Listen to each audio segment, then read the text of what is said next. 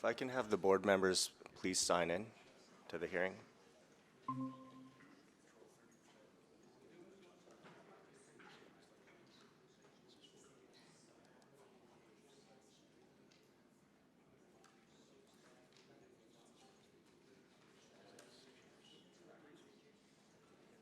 Just gonna see if Robert heard me. Okay.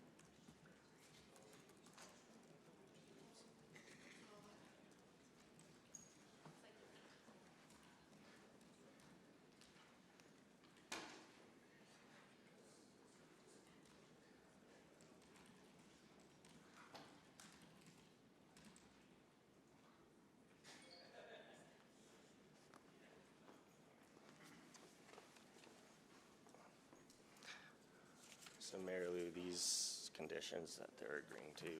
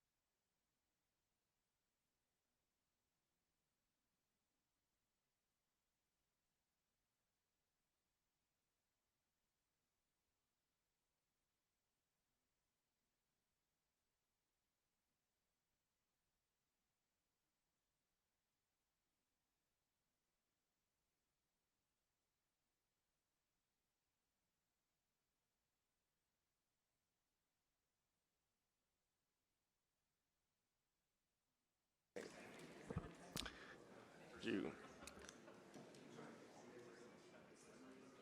Mr. Chair, we're ready to start.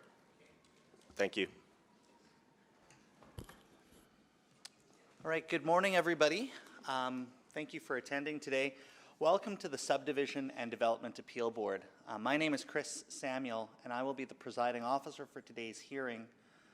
What we have today is an appeal from the decision of the development officer granting a major development permit. We have a number of people in attendance, in person and online, several appellants, as well as people representing the respondent and other parties in favor of the proposed development, as well as representatives from the city. So before I begin outlining the hearing procedures, I'd just like to begin with a note about the Subdivision and Development Appeal Board, in other words, who the five of us are. The SDAB is comprised of citizen volunteers who have been appointed by City Council, but who operate independently from City Council as well as all other city departments. Our obligation today is to provide a fair and impartial hearing. That being said, we are bound by certain legislative limits, including the Municipal Government Act and some provisions of the city zoning bylaw. Within those limits, we have authority to confirm, revoke, or vary the decision of a development authority. So let me introduce the panel to you. On my far right is Mr. Alex Nagy. Morning. To my immediate right is Ms. Elaine Soles. Good morning. To my immediate left is Mr. Jack Jones. Good morning. And to my far left is Mr. Robert Hobson. Good morning. So if any of the affected parties who are in attendance here today feel that, as you've heard, my name is Chris Samuel. If any of the affected parties in attendance feel that any member of this panel has a conflict of interest, and what I mean by that is we'd be biased in some way, or you have some other reason to suspect that this panel is not capable of giving you a fair and unbiased hearing to this appeal, you have an opportunity to state your objection for the record at this point. Are there any objections to the composition of today's panel? Going once? Okay. Seeing no objections, the record will reflect that there was none. So now let me continue on and outline the procedure that we'll be using today. First, the board officer will read the appeal into the record. Then we'll begin with presentations from the appellants, and as I indicated earlier, we have several appellants. Each appellant's presentation may be followed by questions from members of the panel to clarify or get further information about the submissions. Once we've gone through the formal appellants, we will ask that any other affected party who wishes to speak in support of the appeal, if they could present. And when I say in support of the appeal, that's another way of saying opposed to the development. Again, those presentations will also be followed by questions from board members. Once the appellants and other parties opposed to the development have had a chance to speak, we will move to submissions from the city. So we'll ask to hear from the development officer as well as any other representatives from the city who may wish to make submissions. Again, after each of these presentations, questions from the panel. Finally, we'll turn to the respondent's presentation, and we'll invite the respondent to make their submissions. That will be followed by the opportunity for affected parties who are opposed to the appeal, in other words, in favor of the development, who will have a chance to speak to the board as well. Finally, the appellants will be given an opportunity for their rebuttal. Now, it is only the formal appellants who will have an opportunity for rebuttal, so not all affected parties. During the rebuttal, I'll make a few comments about this at this point, and I'll remind you again when we get to the rebuttal. But the rebuttal is meant to address only new information that has come to light during the hearing. So, in other words, that's another way of me saying, please don't hold anything back during your initial presentation. Give us all of your submissions and comments during that initial presentation, and use the rebuttal only to address new information that has come to light. As a note to all parties in attendance, please address your comments to the panel, and specifically you can address your comments through myself as the chair, and refrain from speaking directly to anyone else in the room. So the idea is that we are having a chance to give you presentations or time to make presentations. What we don't want it to do is devolve into back and forth conversations that distract from the main issues today. Once all the presentations have been made, the board will have an opportunity to deliberate in private, and we will release a decision in writing within 15 days of the conclusion of this hearing. So we have been scheduled for 2 days, today and tomorrow, so 15 days from tomorrow. I'll also let you all know that we've reviewed the information on this file, including the written submissions sent in by the appellant, by the city, as well as by the respondent.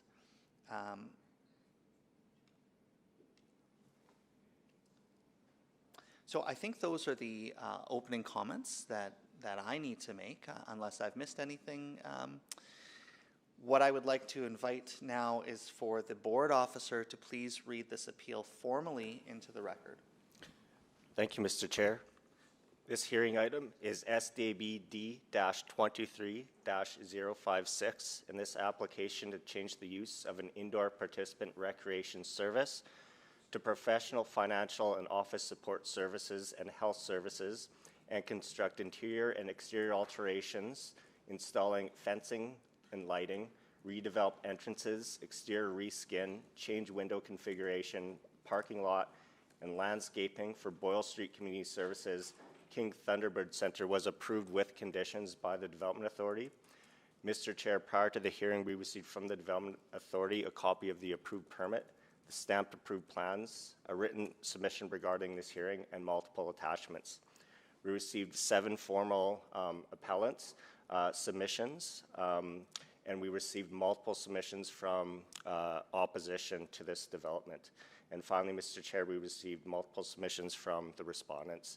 I should add, we did receive a revised presentation by the legal counsel for the respondent, and just recently we received proposed conditions from legal counsel for one of the appellants, indicating conditions that are in agreement with the respondent's legal counsel. That's all, Mr. Chair. Thank you.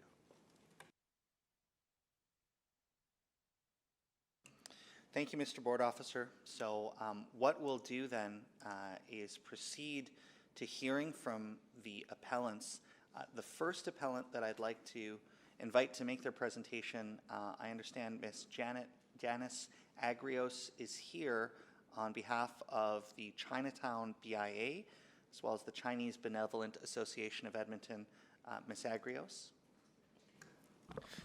Mr. Chair, also before Ms. Agrios makes her presentation, we did receive one person that just joined via video. Maybe we should just check in to see if they are in support or opposition to this development and whether they're willing to make a presentation. Looks like Jonathan Arlene, if you're there. No comment, just witnessing. Just watch. Sorry, what was just that? Witnessing. Okay, just great. watching. Thank you. Thank you.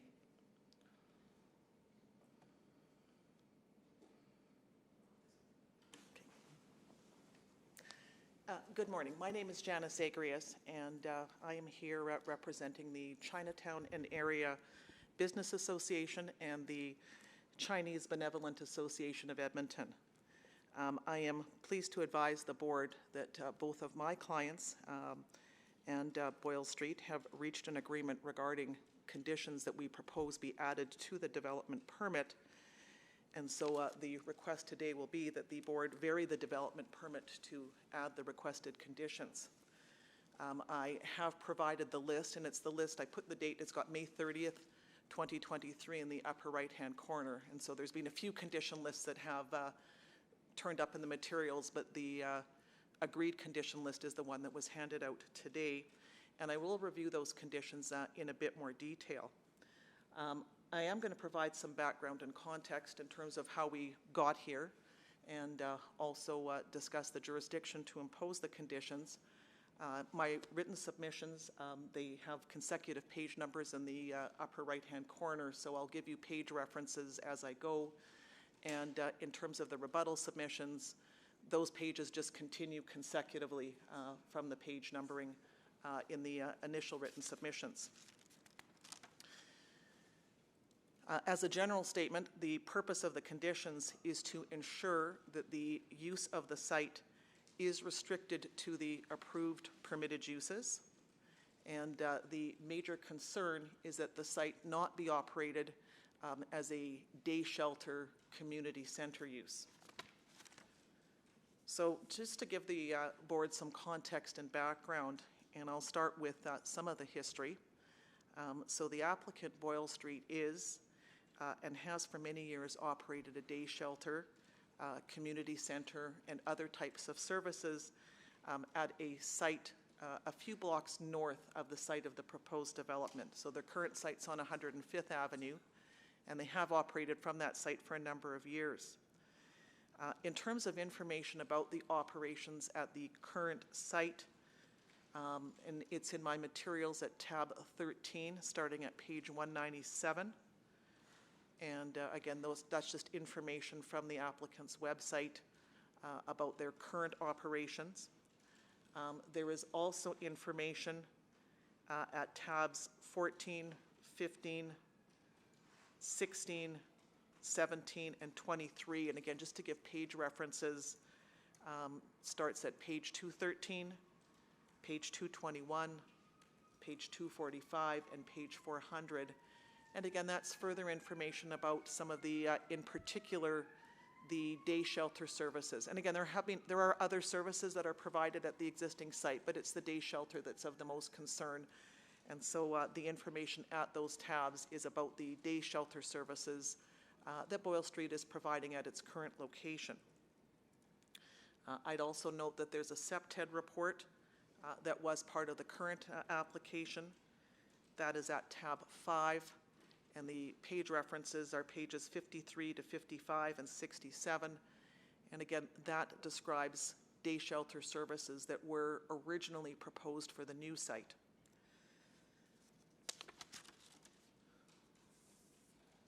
The applicant is proposing to relocate its operations from its current site on 105th Avenue to the site on 107th Avenue. They had previously indicated that their intention was to continue to provide the same services that they are currently providing.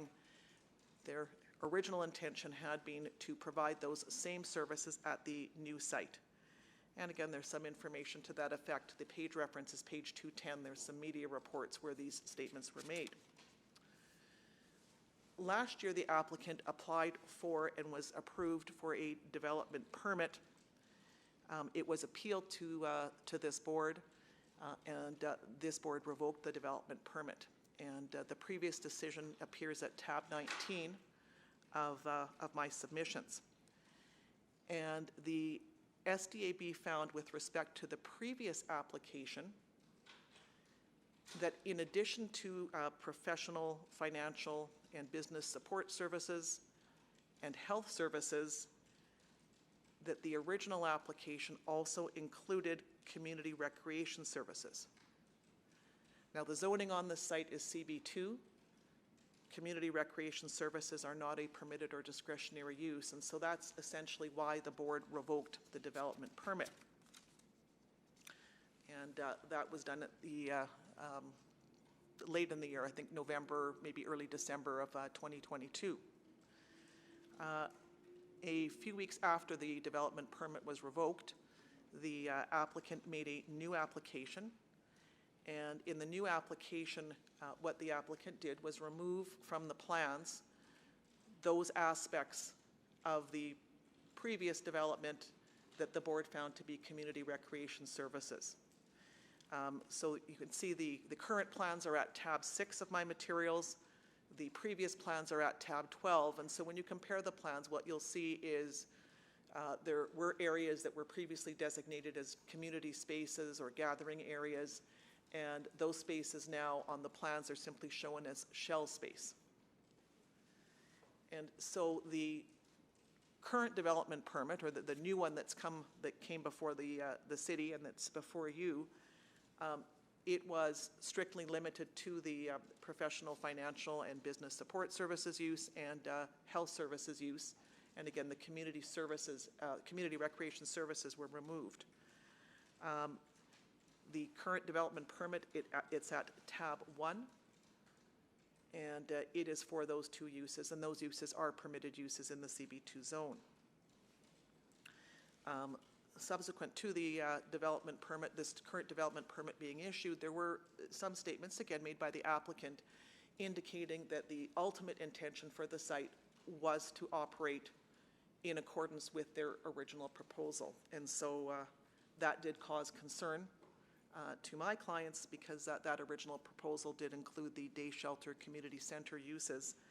And so they were concerned about this permit being used to operate those uses.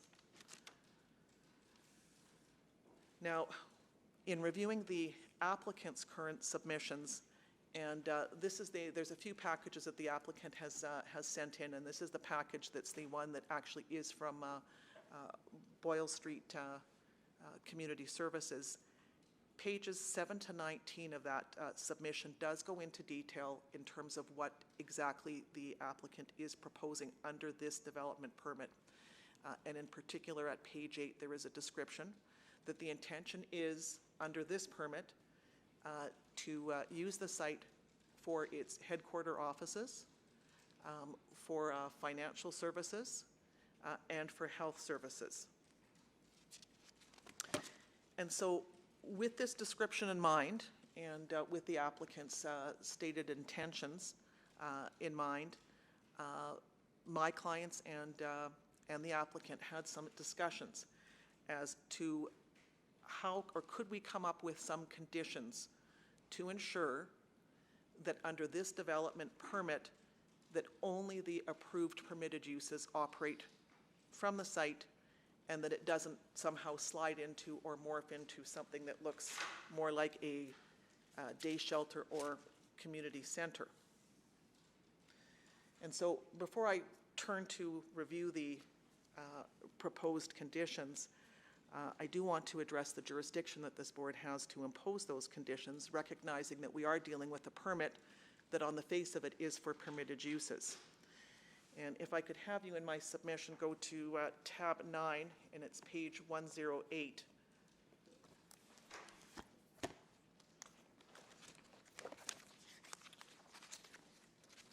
And about 2/3 of the way down the page, you can see section 11.1 sub E of the zoning bylaw, and that section provides that the development officers shall approve without conditions or with such conditions as are required to ensure compliance an application for development of a permitted use. And then it goes on to indicate what the provisos are.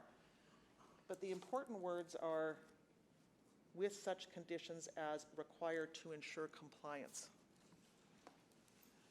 And so that's exactly what's being asked of the board in this case, is my clients and Boyle Street worked very hard to come up with conditions to ensure compliance. So these are conditions to ensure that the only uses that operate from the site are the permitted uses, so conditions to ensure compliance. So I'll turn now to review the proposed conditions. And again, this is on the sheet that I handed out, the one that's dated May 30th, 2023, in the upper right-hand corner. And so the first condition, and it has some sub-conditions, but the first conditions is that there won't be a drop-in center operated on the site. And of course, this was the issue with the previous application or the previous development permit that this board revoked, was that there was provision for a drop-in center to be operated on the site, and this board found that that's not a permitted or discretionary use. So in order to ensure that there is no drop-in facility as part of this development, again, there are a number of conditions. And what we tried to do is define things that would be characteristic of a drop-in facility, and work to come up with, again, conditions that on the one hand would allow Boyle Street to operate the permitted uses, but again, ensure that non-permitted uses, or again, that it doesn't morph into something that is a non-permitted use. So you have under subcondition A, no laundry facilities, for the public or clients. But again, facilities that they can use it for health services. So they can do linens and towels, they can launder that. But the concept or the condition is that there'll be no laundry facilities where the general public can come in and do laundry, do their personal belongings. 1B, again, no access to showers for the public or for clients, with the proviso that if in the context of a health services use and if as part of medical treatment a shower is required, then that's okay because that's part of the health services use. C is no meal services for the public or for clients. And again, this is to ensure that there isn't something like a soup kitchen or that type of use operating on the site, because again, that would be going outside the scope of the permitted uses. Again, food can be provided to clients if it's in the context of health services, in the context of medical treatment. So if somebody does need to be given something to eat and it's part of the medical treatment, that's fine. No public access to bathrooms. Again, clients of the facility who are there for an appointment, they can use the public bathrooms, but the idea is that this isn't a site where there's a public bathroom. No outdoor congregating. And this was a big issue with the previous development permit because there's a fairly large outside yard to this facility. And with the previous application, that was shown as an amenity area with seating and other types of amenities in that. And of course, the concern is with any type of overnight camping or any type of tent or, again, large groups congregating. And I think you'll see in the materials, and you might hear from a few people about this, but I think you'll see in the materials at the current site, there is a concern and there is an issue with people congregating in the outside. And one of the aspects that in the previous decision this board found constituted community recreation services was the outdoor amenity area. And so that was one of the problems. So again, condition 1E is designed to ensure that the amenity area is not, that the outdoor area is not being used as an amenity area. Again, we've put some exceptions in. If a staff wants to go and sit on the lawn and eat their lunch, that's fine. If staff or somebody else wants to go to a designated smoking area and have a cigarette, that's fine. And if we've got clients who, for whatever reason, if the building is full, and so clients have to line up on the walkway outside the front entrance, that's fine too. But the idea is that we won't have large groups congregating, and in particular, there won't be tents erected, and there won't be any overnight camping or people staying overnight in the amenity area. Similarly, F, again, is to no indoor congregating, and again, it's to avoid the idea of there being a drop-in center on the site. So again, clients can come. We understand there will be waiting rooms because there are health services and financial services being provided at this facility. That's fine. There are waiting areas on the plans. But again, the old plans, and you can compare it tabs 6 and tabs 12, the old plans just had kind of gathering areas. And again, there wanted to be an assurance that those gathering areas were not being used as a drop-in. Condition 2 will be that this site, again, under this development permit, that there won't be a safe injection or a supervised consumption site under this development permit. And where that stems from, and this board will, again, there is some debate, I guess, in terms of whether or not a safe injection site is health services, and that's going to be another hearing, an issue in another hearing that this board is going to deal with in about a month. I think to avoid us having that debate in terms of whether or not a safe injection site actually is health services, Boyle Street has simply said that under this permit, they have no intention of operating a safe injection site at this location. And so they've agreed just to put the issue to rest so we don't have to get into that debate today. They've put the issue to rest that as a condition under this permit, they will not operate a safe injection site. And then the last condition This is simply confirmation that those areas now shown as shell space, so the areas that used to be community recreation services, shown as shell space, they can be used for storage in connection with the approved uses. But again, the proposed condition is that if they're going to be used in any other way, that will require a new development permit. So unless there's any questions, those are all my submissions. I'll give my panelists an opportunity to ask questions. Mr. Nagy? Yes, one of the questions I'd like to ask is, you mentioned at the beginning the appellants that you're representing, and in the letters that you submitted, you've also mentioned a group of about 8 additional appellants. Are they also in agreement with this? No, so I don't represent them. They had asked that I include them as appellants on the notice of appeal, but the other appellants I don't represent. And so, no, this agreement that has been reached is simply the 2 appellants that I represent, and Boyle Street, and we recognize there are other appellants, and they may not be on board with these conditions, and they may still have something to say. Thank you. Ms. Sillis? Yes, I was interested in the phrasing of 1D. In your other, the other conditions here, you put in writing some qualification on that, and there's no qualification on this one. Is there a reason for that? You know, because you went on to explain that, of course, clients in the building can access the washrooms. Right. I think everybody felt it was fairly straightforward. I don't think there's any problem with a qualification saying clients who are there to access a health service or financial service can use the bathroom. Again, that's why we use the word public, as we try to distinguish between public and clients. But we'd be fine with a qualification on there indicating that clients who are there for you know, some type of an appointment or to see somebody, they can use, obviously they can use the washrooms. Okay, thank you very much. Mr. Johnson, do you have anything? No questions. Thank you, Ms. Agrios. Mr. Hobson? Thank you. Good morning.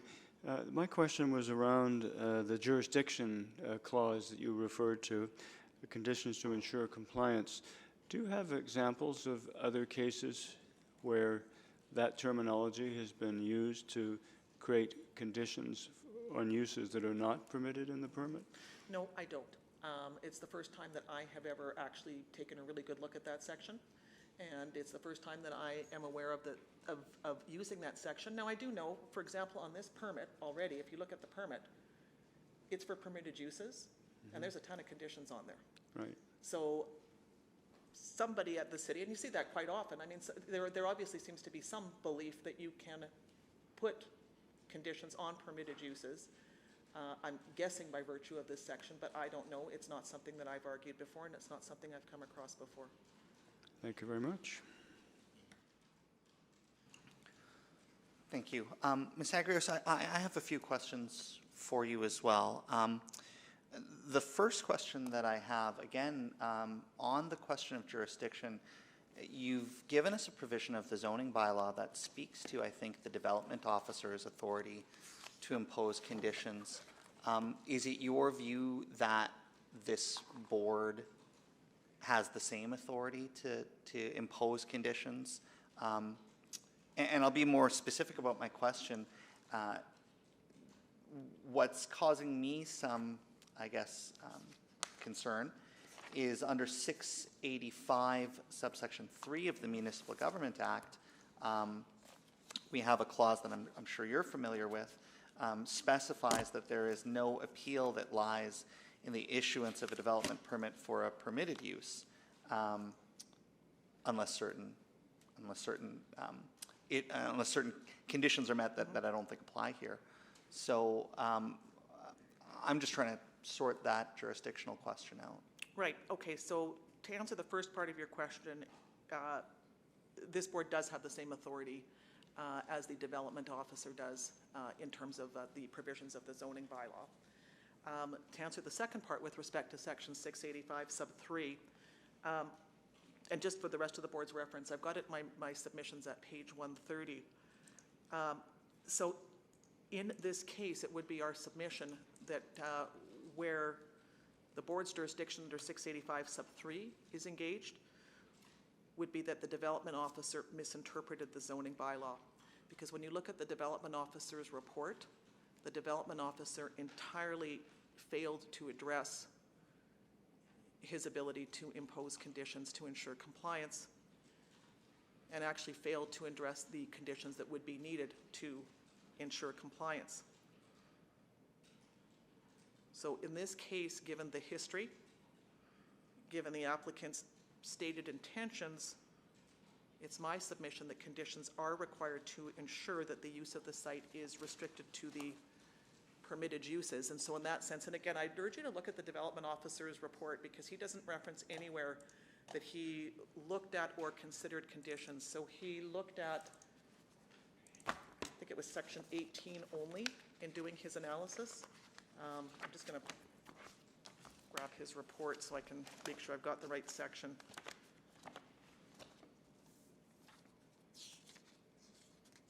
Yes, so I'm looking at the development officer's report. It's quite short, and on page 1 and on page 2, actually, the indication is that he performed his application review under section 18.2 of the bylaw, and I think that's dealing with the resubmission interval. Could be wrong. Again, don't have that in front of me. And again, that's not an issue. I mean, we acknowledge you can resubmit within 6 months if it's for a permitted use and no variances, so that's never been an issue. But what seems to be entirely missing from his analysis, and so it's my submission that would be a misinterpretation, is the conditions required to ensure compliance, and that just doesn't show up anywhere in his report. So it's my submission that if there's a concern about section 685 sub 3, that's how the concern is addressed. Okay, thank you. That's helpful. I guess just to follow up on that, and as you've pointed out, there are conditions that are attached to this permit. So I don't know that it's fair to say that the development officer didn't turn their mind to conditions at all. But just so I understand your point, you're suggesting that even though conditions are present in the permit, those conditions aren't necessarily there for the purpose of ensuring compliance? Exactly. Okay. Exactly. Yeah. There's no conditions in the permit that address ensuring compliance.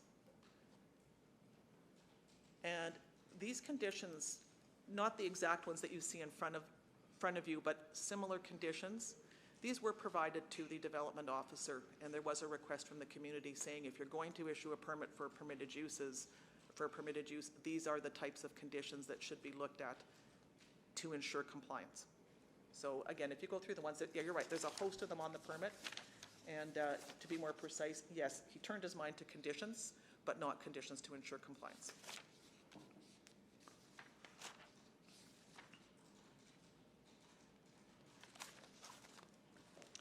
And again, just so I capture your position accurately in my own mind, if we accept the conditions that you, I'll call them the consent conditions, the conditions that you and the respondent have agreed upon,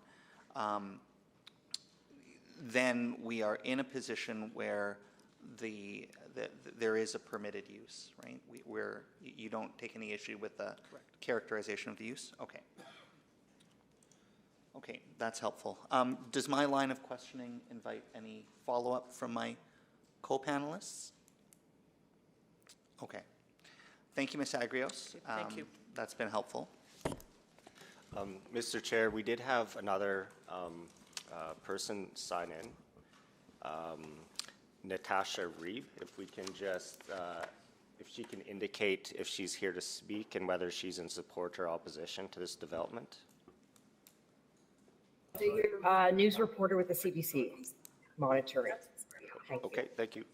Thank you very much. Okay. So I'm going to now move through the remainder of our appellants. I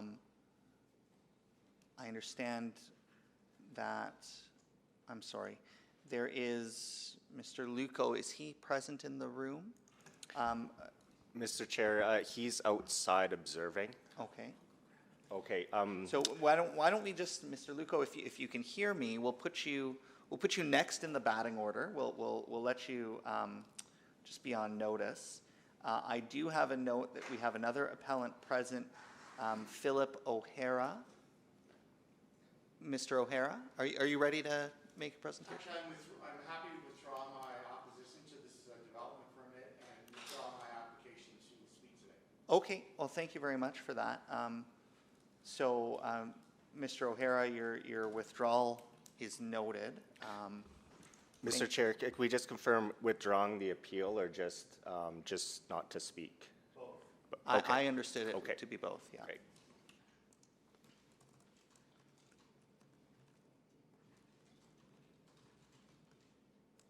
Okay.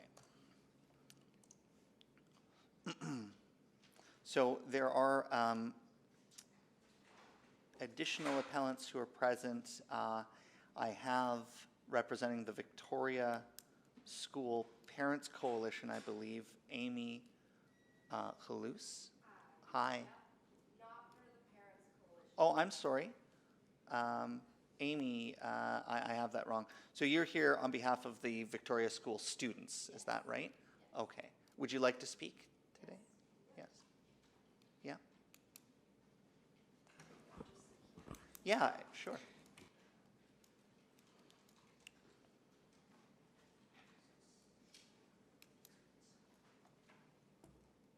So just before you begin, there's a little bit of, actually maybe I shouldn't have called you up so soon.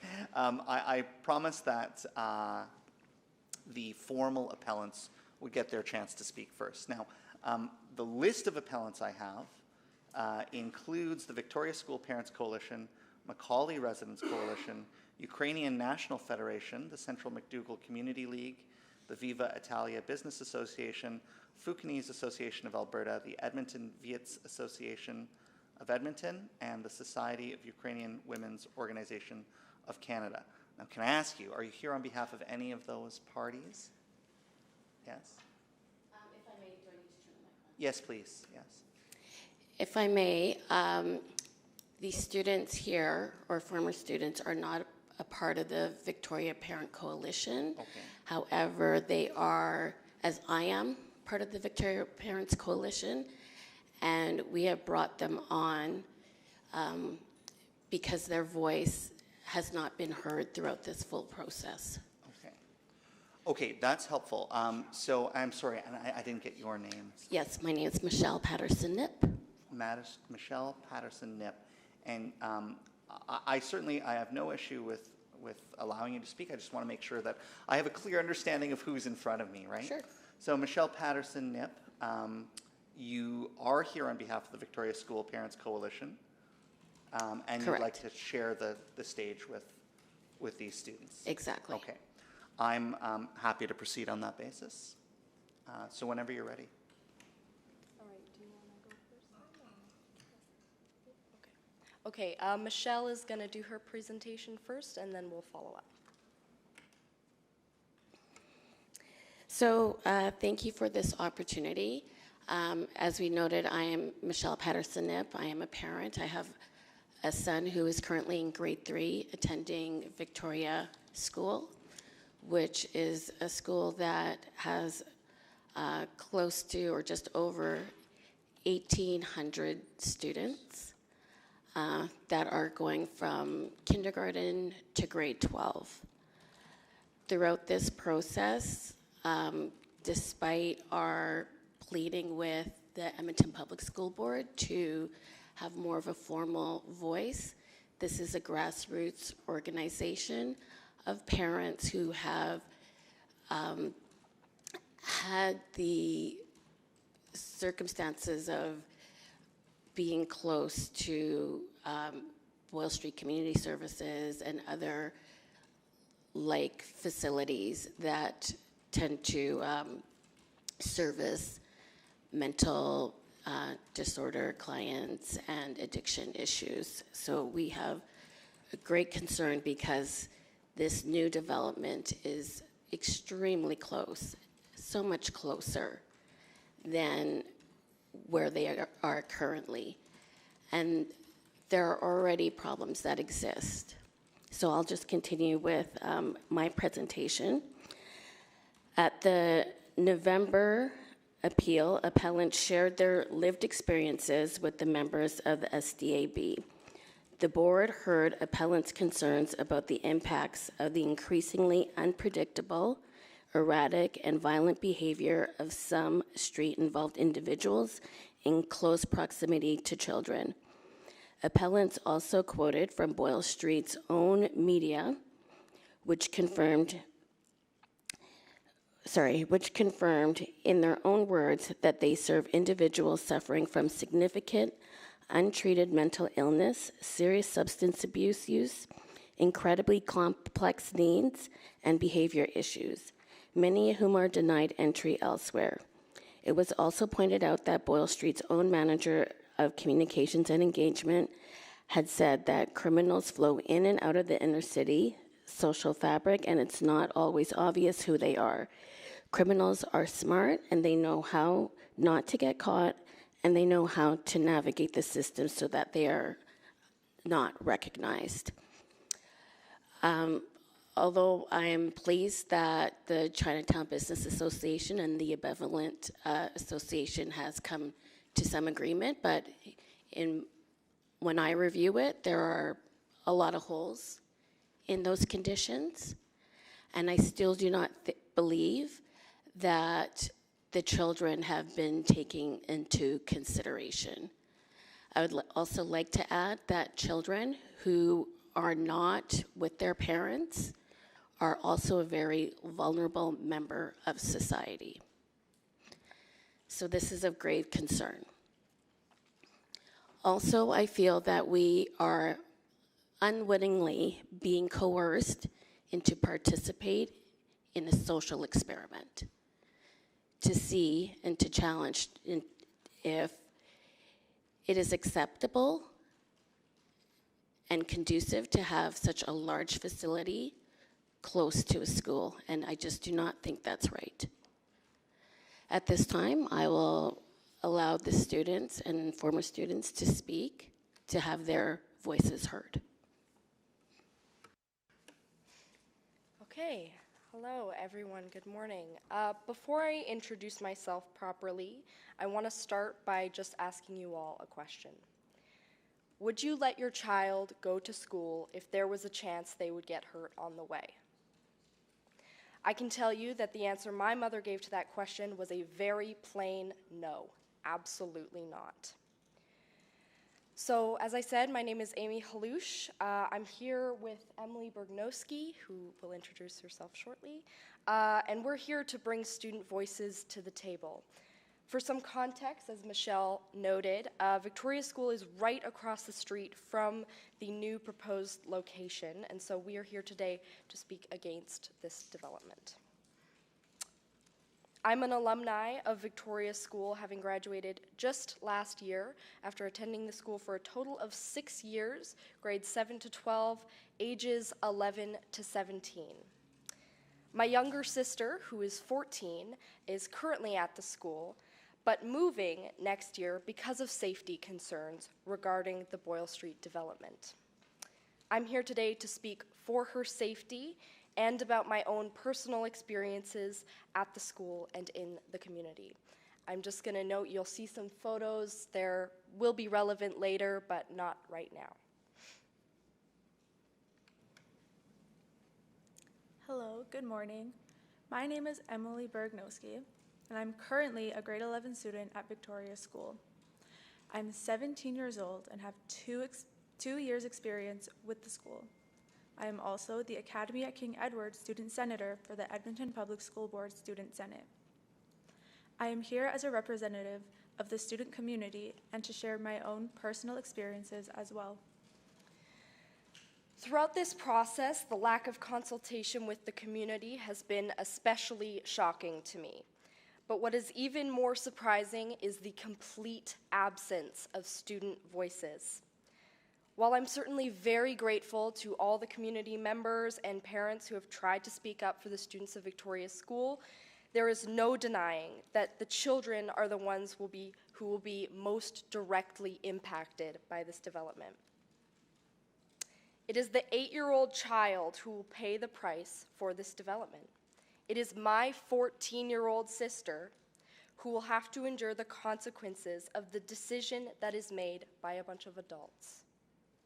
Her safety is on the line, and that is why I'm here today. So I ask you, how well do you actually know this area? When was the last time you took the bus to Victoria's school? Is the price of children's safety a cost you are willing to pay? I know and understand the area very well because I took the bus every single day to school for 6 years. The children are the ones who know the school best, and yet it is not until today that student voices are finally going to be heard. So I certainly hope that you will listen carefully and empathetically. Let me start off by making one thing very clear. We are not against the important work that Boyle Street does, or the homeless community in general. We are against the location of this development.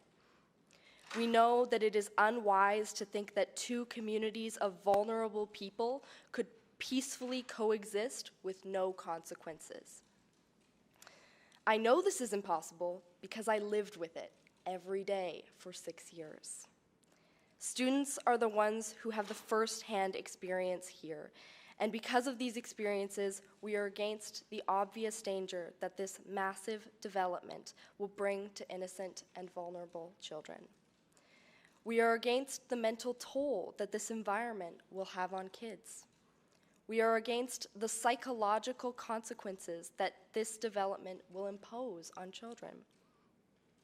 My sister should not have to live with the stress of wondering whether or not she could be stabbed while getting off the bus. My sister should not have to fear being harassed on her way to school. My sister should not have to tiptoe around needles when walking on school grounds. These are the problems that we already have to deal with. This development will only exacerbate these problems. A child will be harassed. A child will be assaulted. A child will be hurt. Our blood is in your hands. When I first started going to Victoria, I was taking the school bus every single day. But now, because of all the crazy incidences that have happened over just the past 2 years, I'm now driven to school every day. This is a long list of incidences, but here are just a few. Number 1. To start off, here's one example to give you an idea of the downtown area in general. My first incident was actually before I was even going to Victoria, 2 days before school started my first year. I was practicing taking the bus, and as I was waiting to transfer, a man had creeped up behind me and was trying to convince me to get into a friend's car. He persisted getting progressively more aggressive and insisting that I come with him. I continuously declined and told him I was not interested, but he didn't stop until I finally threatened to call the police. Now let's get into the events that happened right beside the school. Around the start of my grade 10 year, I was followed by a man onto and then off of the bus near the school on 107th A Ave. I got off and he followed closely behind me. When I was waiting to cross the street to the school, he reached out and grabbed the headphones I was wearing right off of my head. And immediately he started running. There was a woman in a City of Edmonton car who watched the whole thing happen. And as she was about to drive past, she rolled down her window and asked me to explain what had happened. While in shock, I explained. Fortunately, there was a police officer driving by, and we waved him down and explained what had happened all over again. He took my statement and got me to describe the suspect. As I was in the middle of explaining everything that had happened and describing the suspect, the police officer had pulled up a picture of the suspect on his phone and told me he was known to police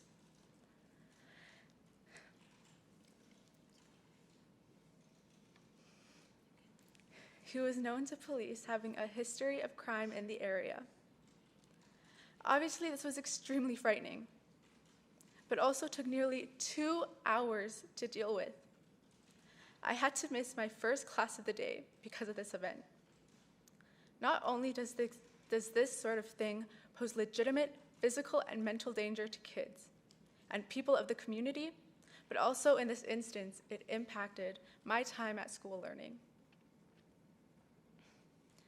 Then, about 2 weeks after the mugging incident, I was again waiting to cross 101st Street onto school grounds. As I crossed, a man started yelling and screaming at me, saying things so horrible, I cannot repeat them in this room. He was extremely and violently racist, aggressive, and physically threatened my life. I'm a female Indigenous teenager. I should not have to feel terrified for my safety on a daily basis, just trying to get an education. I shouldn't have to be pleading. Additionally, over the 2 years I've been at Victoria, I've seen encampments all around the school and even on school property in various locations, including the following: just outside an entranceway facing Kingsway, all around the west field, near the parking lots, along the south side of the school by the elementary school entrances, and in so many other locations. In fact, just this Monday, there were people camped out in the east field, in the student parking lot, and near the west field by the tennis courts. And that's just one day. Boyle Street has said that they won't allow encampments outside the new building, unlike the current building. Regardless, we know it will still happen. But even on the off chance that it doesn't, where are these people going to go? The answer? The school grounds. And in much bigger numbers than are currently there. There's a dangerous impact on the school no matter what the outcome. Unfortunately, like Emily, I have many of my own stories, a couple of which I'll share with you now. Number 1, this happened at the beginning of my grade 11 year while I was walking with a friend near the school around 4 o'clock that day, so just after school had ended. We were stopped by a man who began harassing me, asking us to come with him and offering us drugs, alcohol, and so on. He stood incredibly uncomfortably close to me, even touching me at some points. I repeatedly declined and tried to leave, but he would not let us. Eventually, we quite literally had to just run away while he kept harassing me and trying to get us to stay. We managed to get away, but can you imagine if we hadn't? What would have happened? Then there was another incident in the spring of that school year. It was a Saturday morning, and I was taking the bus to my rehearsal for a show that I was in at the school. I was walking from city center to the school. When I got to where the current Boyle Street location is, I believe the address is 10116 105th Ave. There was a man there with a giant metal rod, swinging it around like a sword, aggressively and almost uncontrollably. As I walked past him, he swung and tried to whack me right in the head with this weapon. I had to duck and avoid his swing before hurrying away. I could have very easily been seriously injured, knocked unconscious, or even killed. This happened right where the current Boyle Street location is. These kinds of violent and dangerous incidents will follow Boyle Street to their new proposed location right across the street from Victoria School. What is really key here is the fact that this incident happened outside of peak hours. Peak hours are the safest time because there are other kids around as well as teachers and other people. After school, before school, lunchtime, lots of other kids are around. Non-peak hours are when it's already even worse. And this is when there must be patrolling if this development is to go forward. Victoria is a very unique and busy school in that we have a lot of different activities going on at all times of the day. We have morning classes and activities that can start as early as 7 in the morning. We also have rehearsals, practices for sports, and after-school classes which can run as late as 10 p.m. Many students also have spares at all times of the day, where they may leave the school to get some food or so on. We also have events on the weekends all the time, which run throughout the day. 24-hour security, that is 7 days a week, is absolutely vital if this development is to go through. At the very least, this security may be able to act as a Band-Aid, though not an adequate enough solution. One of the common arguments you may hear coming from the Boyle Street representatives is that they are the solution to the chaos that overwhelms this area. Let's make it very clear. This will not be a solution. This is not because of the work of Boyle Street. It is because of the location, and specifically the fact that it is right across the street from a K-12 school. Our school even runs a daycare. Children around the ages of 5 to 18 go to this school every single day, and well over half take the bus, which has its stop right outside of the proposed new Boyle Street location. Perhaps a 17 or 18-year-old may be able to defend themselves against any harm, but a 5-year-old child surely could not. The new location puts innocent children directly in harm's way. Are you really going to allow that? Would you let your own children be exposed to danger? I would now like to read a little bit of a passage from the City of Edmonton's Downtown Core and Transit Safety Plan, which was published on June 9th, 2022. I won't go through it in detail, but it's on pages 14 to 15 under the heading Upcoming Actions and Plan to Decentralize Social Services. Some key takeaways here. First is that the city is publicly stating that they do not support the concentration of social services, specifically addressing the downtown and Chinatown area. All of this completely contradicts the proposed development, and approving it would go directly against public city initiative. The hypocrisy is very clear. Additionally, according to alberta.ca, the Education Act highlights the importance of providing students and board staff with a welcoming, caring, respectful, and safe learning environment. In fact, this was mentioned about 7 times on one page. Safety is very obviously a priority for the province. Proceeding with this move means you are openly invalidating, dismissing, and denying every student at Victoria School their right to a safe learning environment. To finish, I'd now like to direct your attention to the images that I have. This is a photo of me when I was 11 years old and started taking the bus to Victoria School every day. I was pretty small. I'm pretty small now, so I was a very small child. And then if you just scroll down, thank you. These are photos of the current Boyle Street location. And if you scroll down more, so is this, and one more, so is this. Do you think it is safe for that child to walk through this? By allowing this development to proceed, you are answering yes. The safety of Victoria School students is in your hands. So please choose wisely. Thank you very much.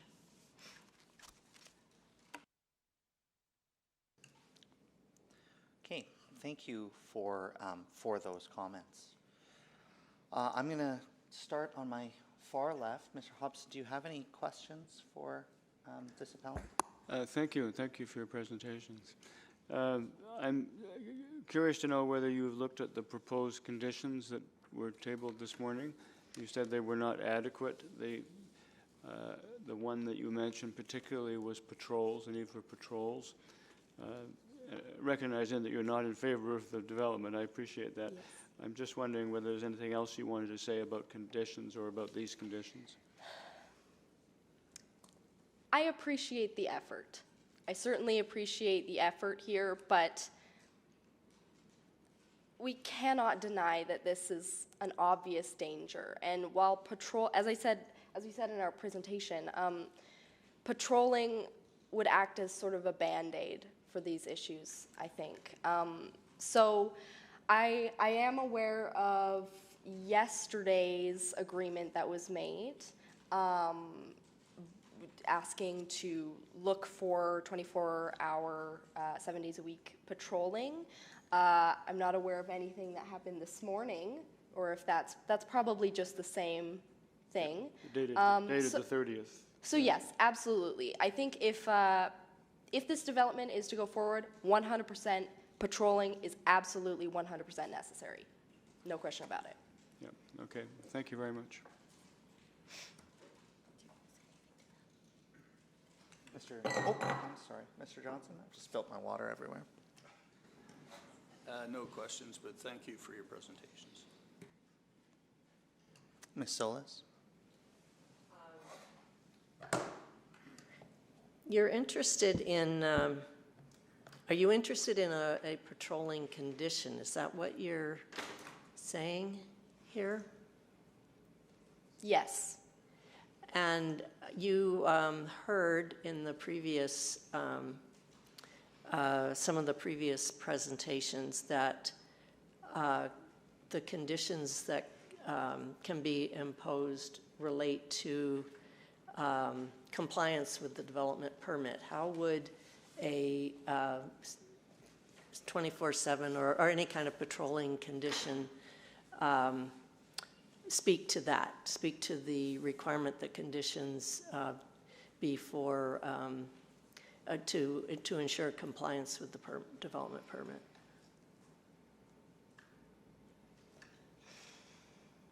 Sorry, could you clarify your question? There's a section in the zoning bylaw Yes. that we were shown Yes. earlier that conditions can be imposed to ensure compliance with the development permit. Yes, I How- think, sorry. to Yeah, so interrupt how you. does a security condition address that provision of the bylaw? I mean, I can't answer any questions about bylaws. I'm 18, I don't know that.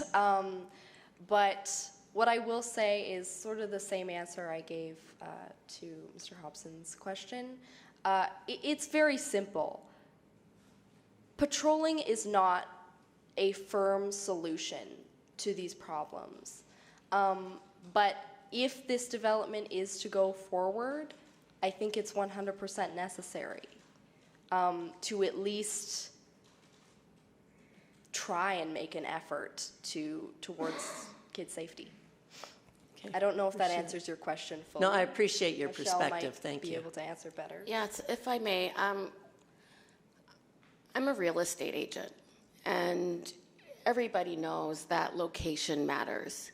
So although there are conditions and recommendations of 24/7 security and patrolling, that is just simply a Band-Aid solution.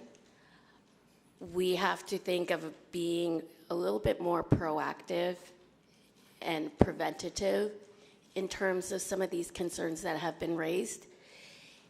It is very disappointing that it has gotten to this stage. And it seems like the community consultation has happened after the fact, after the purchase has already been completed. And it's very concerning that the city, nor has the Edmonton Public School Board stepped in to just blatantly say that having such a facility within 100 meters of a kindergarten to grade 12 school is not appropriate, nor is it conducive. There are parameters against liquor stores and cannabis retailers being in close proximity to schools. So why is there an exception in this case? 24/7 security, I don't think is a very good solution in this case. And I'll just add on to that. Yeah, exactly what Michelle said. Patrolling at all hours is not an adequate enough solution, but at least it's a start. At least it's something. Okay, thank you. Mr. Nagy. Thanks for a great presentation. I don't have any further questions. All right, and I also don't have any further questions for you. Thank you very much for your presentation. It's very well organized, very well delivered. Thank you.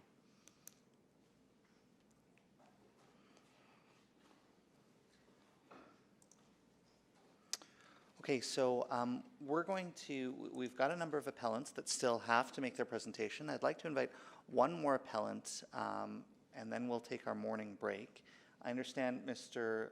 Luco is here. Thank you. Are you ready to make a presentation, sir? All right, please come up.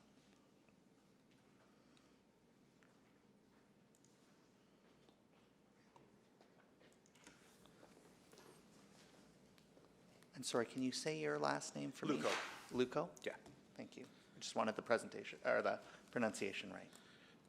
I've just been apprised of the basic details of the agreement between Janice Agrios and the Boyle Street organization. So that's taken care of a lot of what I was going to discuss.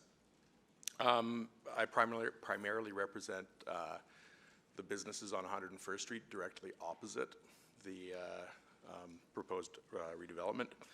And we're willing to reconsider our opposition if it can be specifically included within that agreement. Our businesses and the property owners sort of appended to the agreement that's been made to ensure that if there's any kind of boundary change with the BIA or such, that we are part of that agreement. And then the only other thing I had to mention was I'm dealing with an encampment issue right now, and the city's replied with a 2 to 3 week timeline, and we're hoping that we can have Boyle Street on board to work with enforcement at a much faster rate than that. And that's pretty much all I have to say. Okay, and just to, before I turn it over to my panelists to ask you any questions, but I just wanted to sort of explain what has been proposed, and this might benefit other people in the room as well, Mr. Luco. So what's been proposed, so the timeline here is that the city, through the development authority given to the development officer, has approved a permit. What's being suggested, nothing's finalized here at all, but what's being suggested is that some changes are made to that permit that would essentially alter what the obligations are of the Boyle Street organization. So that's the conditions that we received this morning. That's what Ms. Agrios talked about. I want to be careful not to characterize that as some sort of separate agreement that exists outside of the development permit. It's not like there's a different contract that we're going to be having. What's being proposed are additional conditions that would then attach to that development permit. So to put it differently, if there were an application for a new development permit or some other sort of future proceeding, that you would get notification and an opportunity to participate just like any other sort of regular process, if that makes sense. So I just wanted to clarify that. I don't know if that raises anything for you, if that gives you any additional questions to ask, or? No, most of the decisions that had to be made were part of the negotiations that were going on between the BIA, represented by Janice Agrios, and sort of represent our interests as well. Okay. And I just wanted to ensure that in the event of any kind of changes to boundaries, any kind of changes to the agreement that's in place, that our interests be represented. And so I wanted to ensure that the board here knows exactly that any amendments, or anything that is attached to the development, we want to make sure that we are specifically included within that, because there have been, as I say, I'm dealing with an issue right now, and if Boyle Street makes an agreement as part of this application, then we want to be able to have them on our side when it comes to the enforcement of the terms of that agreement. Okay. Yeah, no, thanks for that. Mr. Nagy, do you have any questions for Mr. Luco? Thanks for your presentation. No, I have no questions. Solis? No questions for me either, thank you. Mr. Johnson? Just to pursue the encampment issue. So you've contacted the city.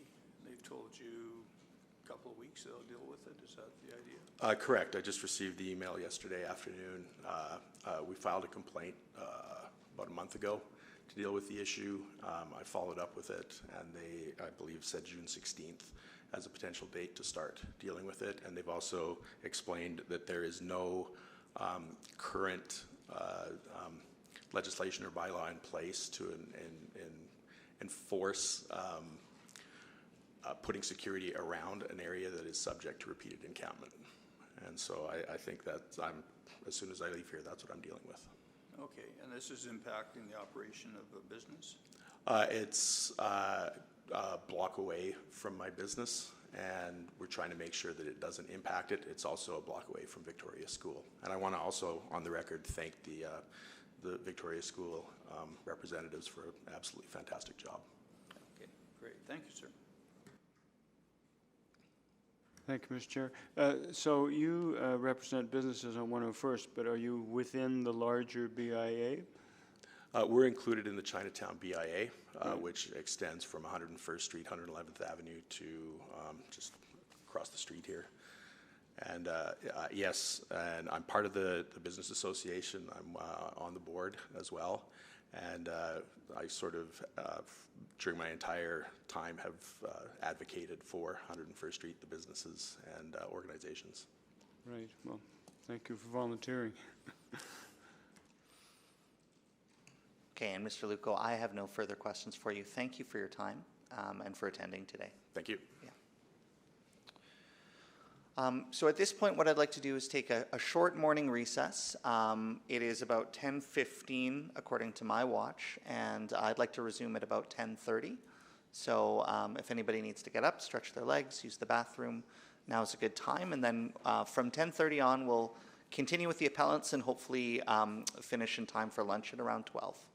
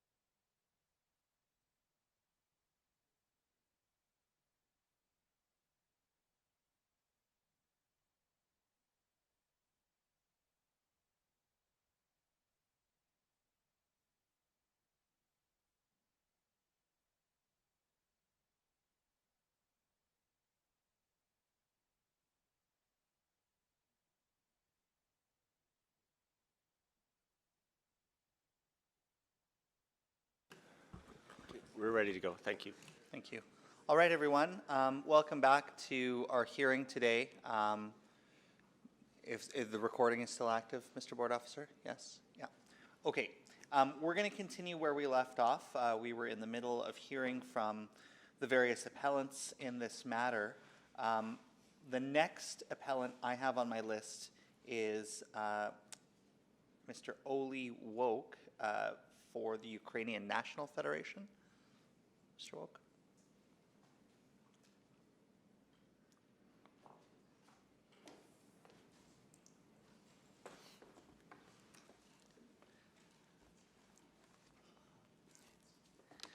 Good evening, or good afternoon, or good morning, I should say. I'm confused already. Yeah, my name is Oli Wok, and I'm representing Ukrainian National Federation, 10629 98th Street in Edmonton here. We conduct evening programs at our facility for our children and youth, and their safety is of the utmost importance. Our evening programs start at 6 p.m. and run until 10 p.m. in the evenings. We are unable to maintain a locked door policy because parents and children are moving in and out of our building constantly. Ukrainian National Federation has existed for 90 years, and the members hope to continue its existence for many more years to come. Our goals are to preserve the language, history, and Ukrainian traditions and be part of Canadian society through our cultural programs and activities. Our organization provides programs to the community, organize educational and cultural exhibits, are part of Heritage Festival, and support many organizations financially, among which are Hope Mission, Mustard Society, Women's Shelter, Salvation Army, and others. None of our members are paid staff. We are all volunteers. But in order to exist and continue our work, we need safety, healthy environment, not just inside the facility, but also outside on our streets. So we are opposed to this application, and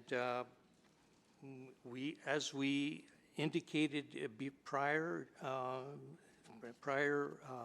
submissions, we do not want to see this development go through. That's all that I have to say. Any questions? Sorry, I think we're dealing with a technical issue. Mr. Board Officer, is that?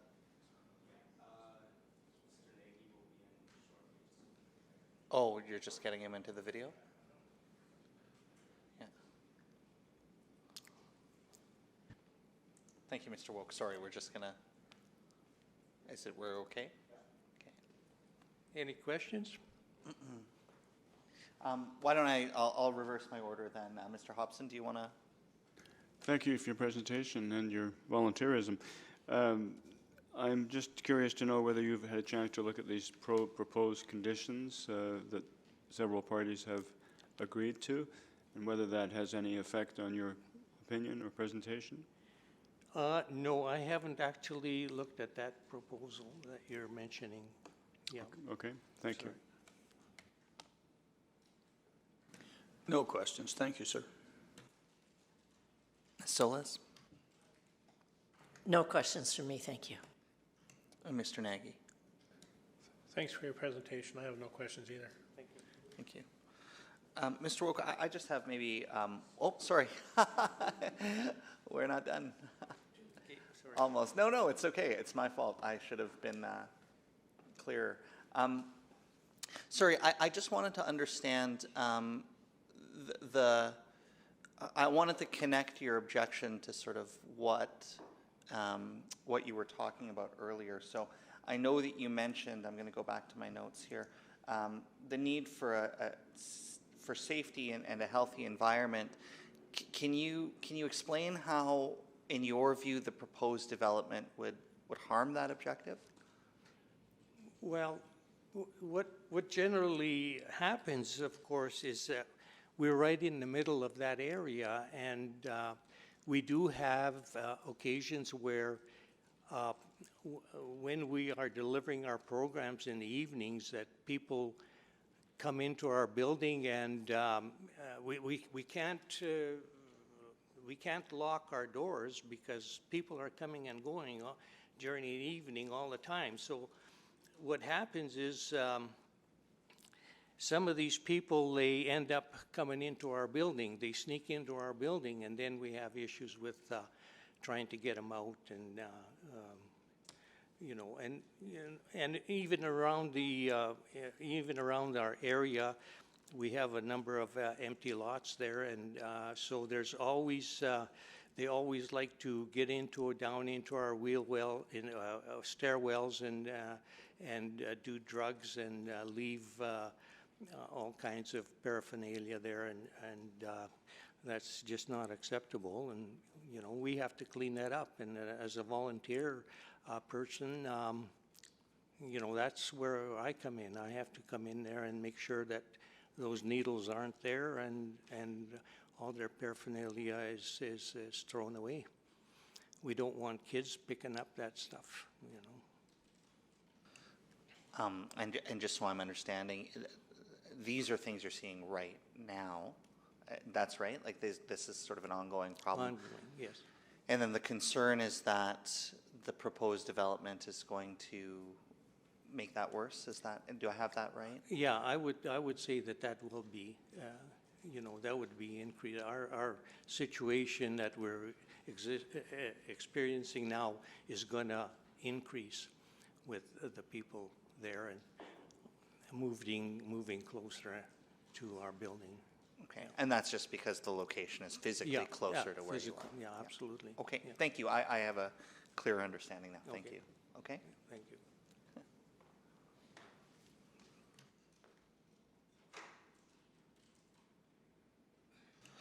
Okay, I have next on my list of appellants, the Fukinese Association of Alberta.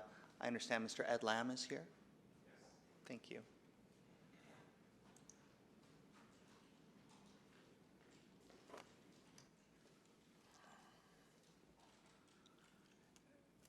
Good morning, members of the Development Board.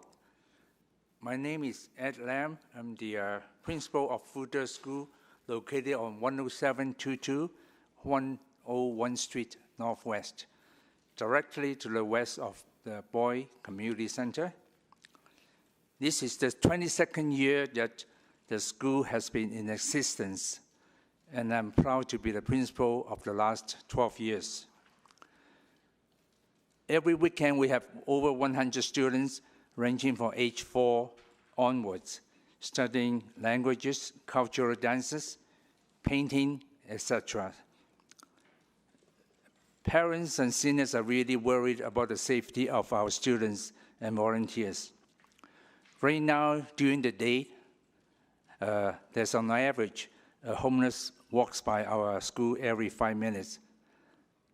We can be sure come September, there will be many more. We are not concerned about the homeless. Actually, we sympathize with these unfortunate people, but we are worried about the people of social disorder. Our parents are worried these people will cause harm to our students, as they could be out of control any time. We know it would happen one of these days, and it had happened, as we all know. Many parents and us could never understand why a large social agency can operate so close to two schools and one a very large school. I guess we'll never understand. But we understand the situation, and we sincerely hope the organizations involved will provide more security guards to protect their neighbors as well as especially our kids. Thank you.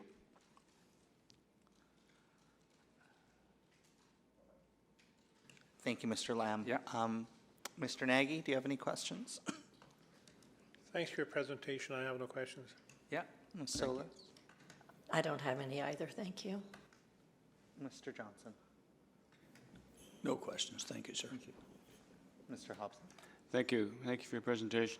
I just wondered whether you had a chance to look at the proposed conditions for the site that parties have discussed? Yes, I did, yeah.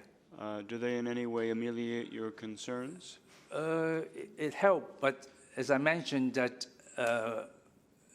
as there are more and more people around that area going to the Boys Community Center, and nobody can control.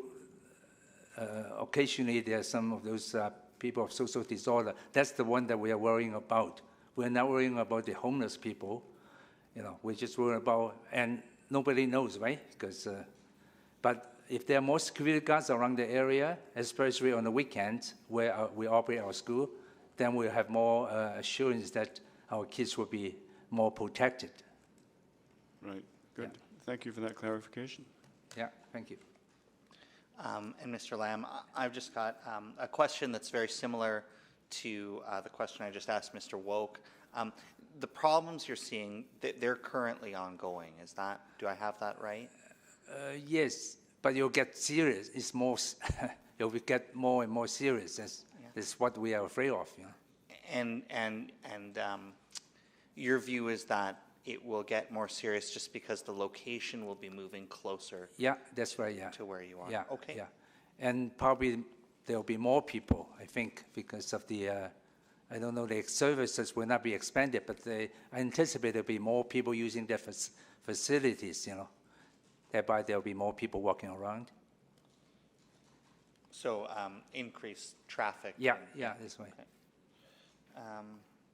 Okay. Okay. Those are my questions. Okay. Thank you very much. No problem. Yeah. Okay. Thank you. Okay. So we have a number of appellants who have filed formal notices of appeal. I want to just canvass. Oh, so we had another tech issue. Sorry.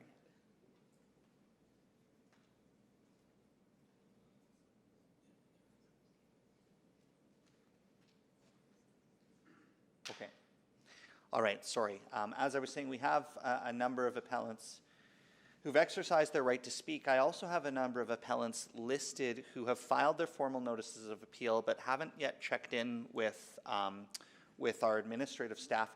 I'm going to just do a little bit of a roll call and see if there's anybody here who would like to speak on behalf of these appellants. First on my list is the Heap Tan Trading Supermarket. Anybody here on behalf of that appellant? Okay, I'll continue on. The Macaulay Residents Coalition. The Central McDougall Community League. The Viva Italia Business Association. The Edmonton Viets Association. And the Edmonton Society of Ukrainian Women's Organization. Okay. Oh, sorry, Mr. Woke, I see you're standing. Well, I don't know if I wasn't aware that they were going to do a submission. So I think the concerns are pretty much the same as what I've indicated, because they have some small children's youth programs in the evenings starting at 6 o'clock, and so the young children there, the parents have to wait around and make sure that the safety is there for their children. So I think that The women's organization do run some programs in the evening, and I think that that's very important that we have safety there Right. during that evenings. Yeah, I don't know. I don't know what else I could tell you about there. No, and that's okay. I will say, I'm just doing this little bit of a roll call, Yeah. just to make sure that there's nobody here who wants to speak that we missed. Right. So they did file materials, and so we're going to have everything that Filed, their yeah. reasons are in writing. So yeah, Okay. so we're okay. All right. Thanks, Mr. Wolk. And again, the purpose of this is just to make sure I don't miss anybody. Another appellant I have listed is the Tan. Okay. 99 Supermarket. And then I have an individual by the name of Kevin Tran. Okay. So that is the list of the formal appellants. What we can do now is invite any members of the public who I haven't called upon, but who would like to speak in opposition to the development, so in other words, in favor of the appeal. Now is the time for any member of the public who wants to make a submission. I shouldn't say any member of the public, I'm sorry, that's imprecise. Any other affected party. So in order to make a submission, you know, we'd have to be satisfied that you, in fact, are an affected party, and then you'd have a chance to say your piece. Is there anybody who would like to speak to the board who's opposed to this development, who I haven't called upon? Sorry. Mr. Chair, there is someone that signed in, Cliff Cardinal. If Cliff Cardinal can indicate if you're in support or opposition, or if you're wanting to speak today, please.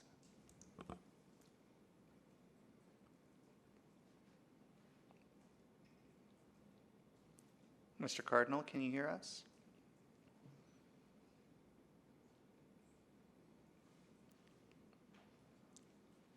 Okay, well, I'll take your silence then as an indication that you don't wish to speak.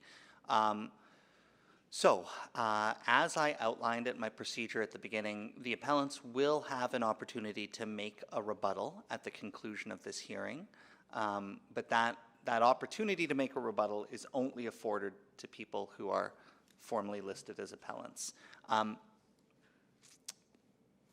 I'm going to keep on going until unless somebody wants to jump in. But if there is nobody in attendance who wishes to make any further submissions to the board, the next group I would like to hear from are representatives from the city. I have the development officer, Mr. Amai Welch, who I believe is present in the room, as well as Mr. Gunter, legal counsel for the city of Edmonton. Gentlemen, I'm not sure which of the two of you would like to start, but I'll let you make that decision.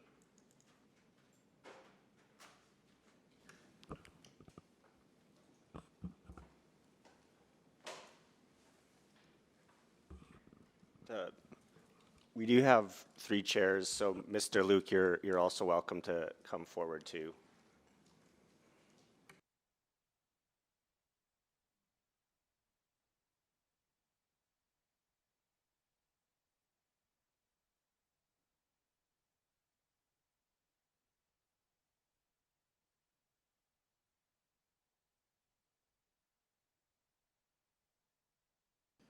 Whenever you're ready to begin. Thank you, Mr. Samuel. Mr. Samuel. Thank you. I'm legal counsel for the City of Edmonton. To my right is Emai Welch. He's the development officer who issued the development approval on this file. Just a few brief comments today from the city that we think are important to your decision-making process and your understanding of this file as a whole. What I would like to do is to start by turning it over to Mr. Welch. I'd like him to explain the issuance of the development permit in this particular case. He can answer any questions that you may have, and then I'd like to briefly address what is being proposed here today in terms of a conditional approval, just some legal implications and legal thoughts.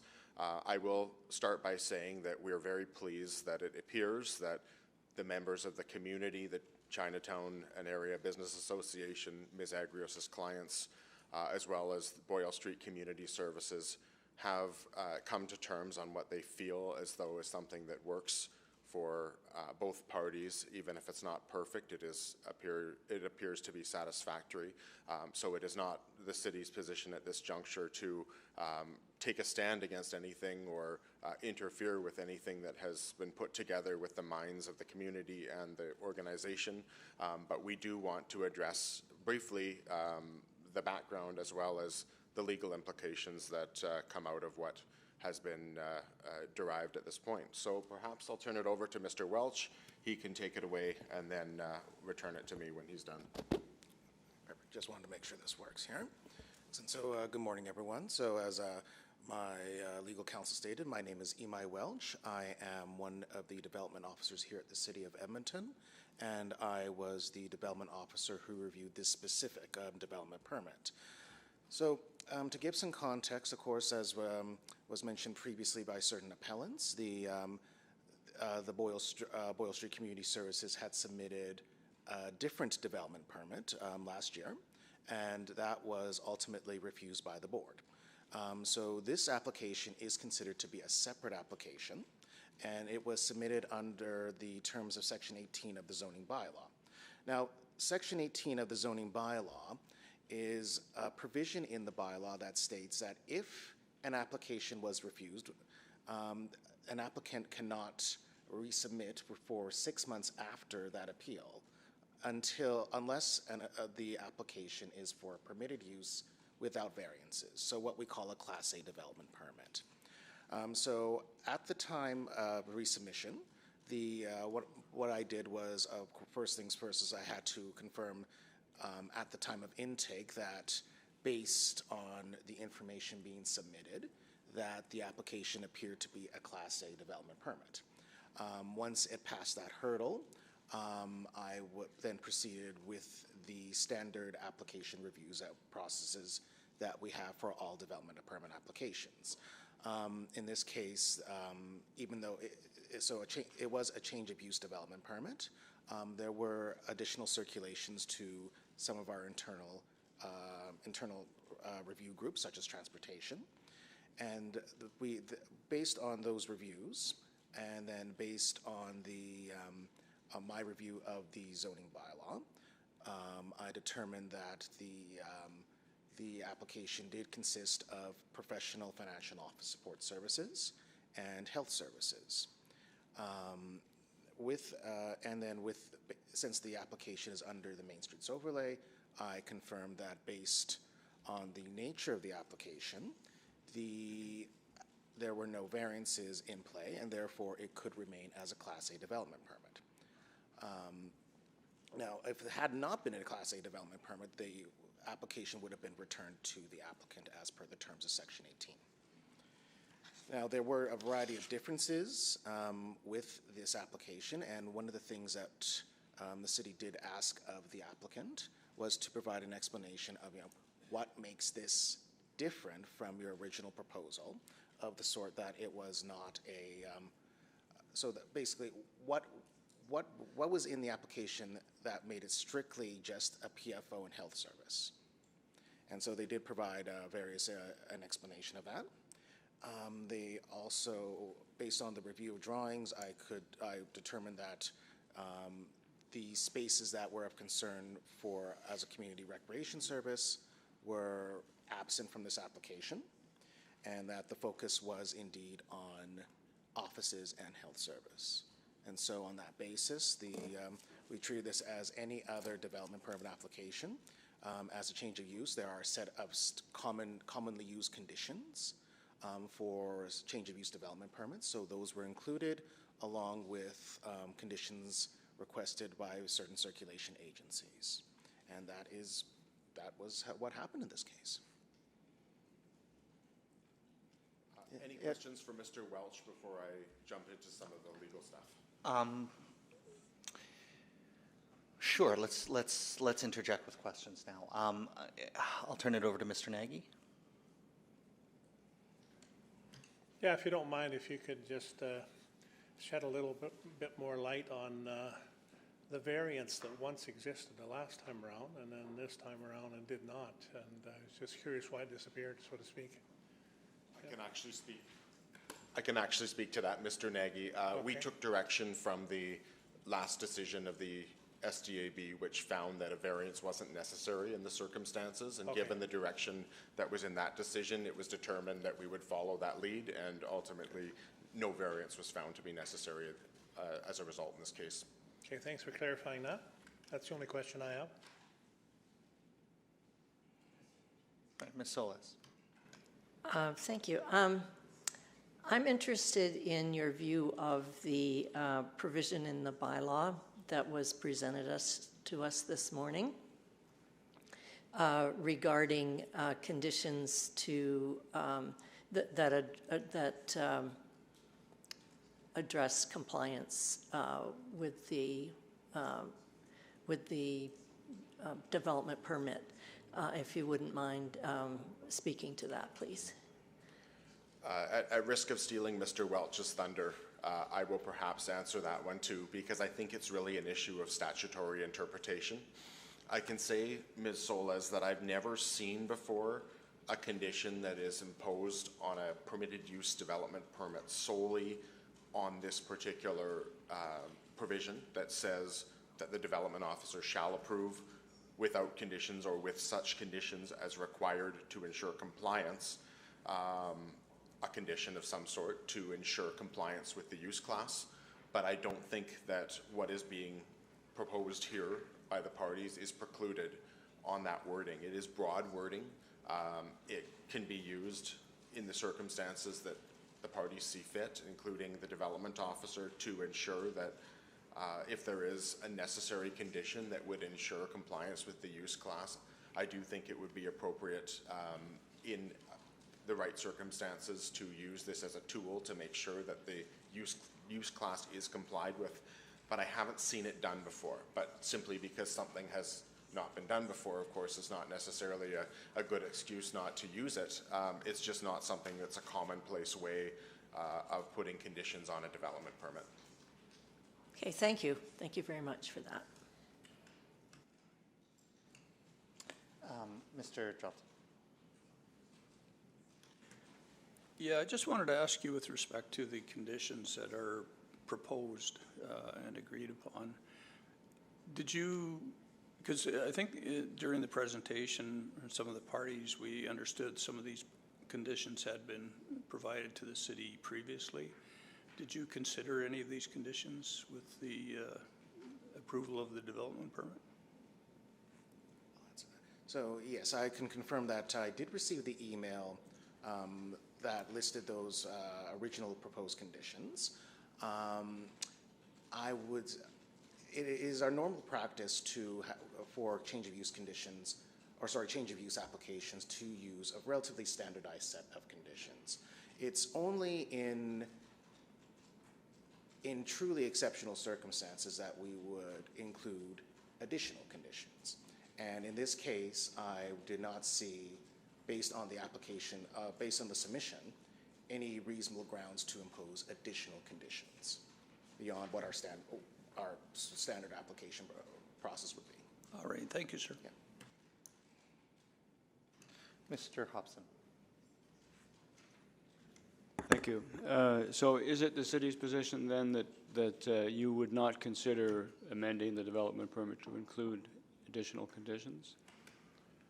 Well, I don't know at this juncture, given that the matter's before the board, that the city would actually take a step back and amend the permit to change and add conditions.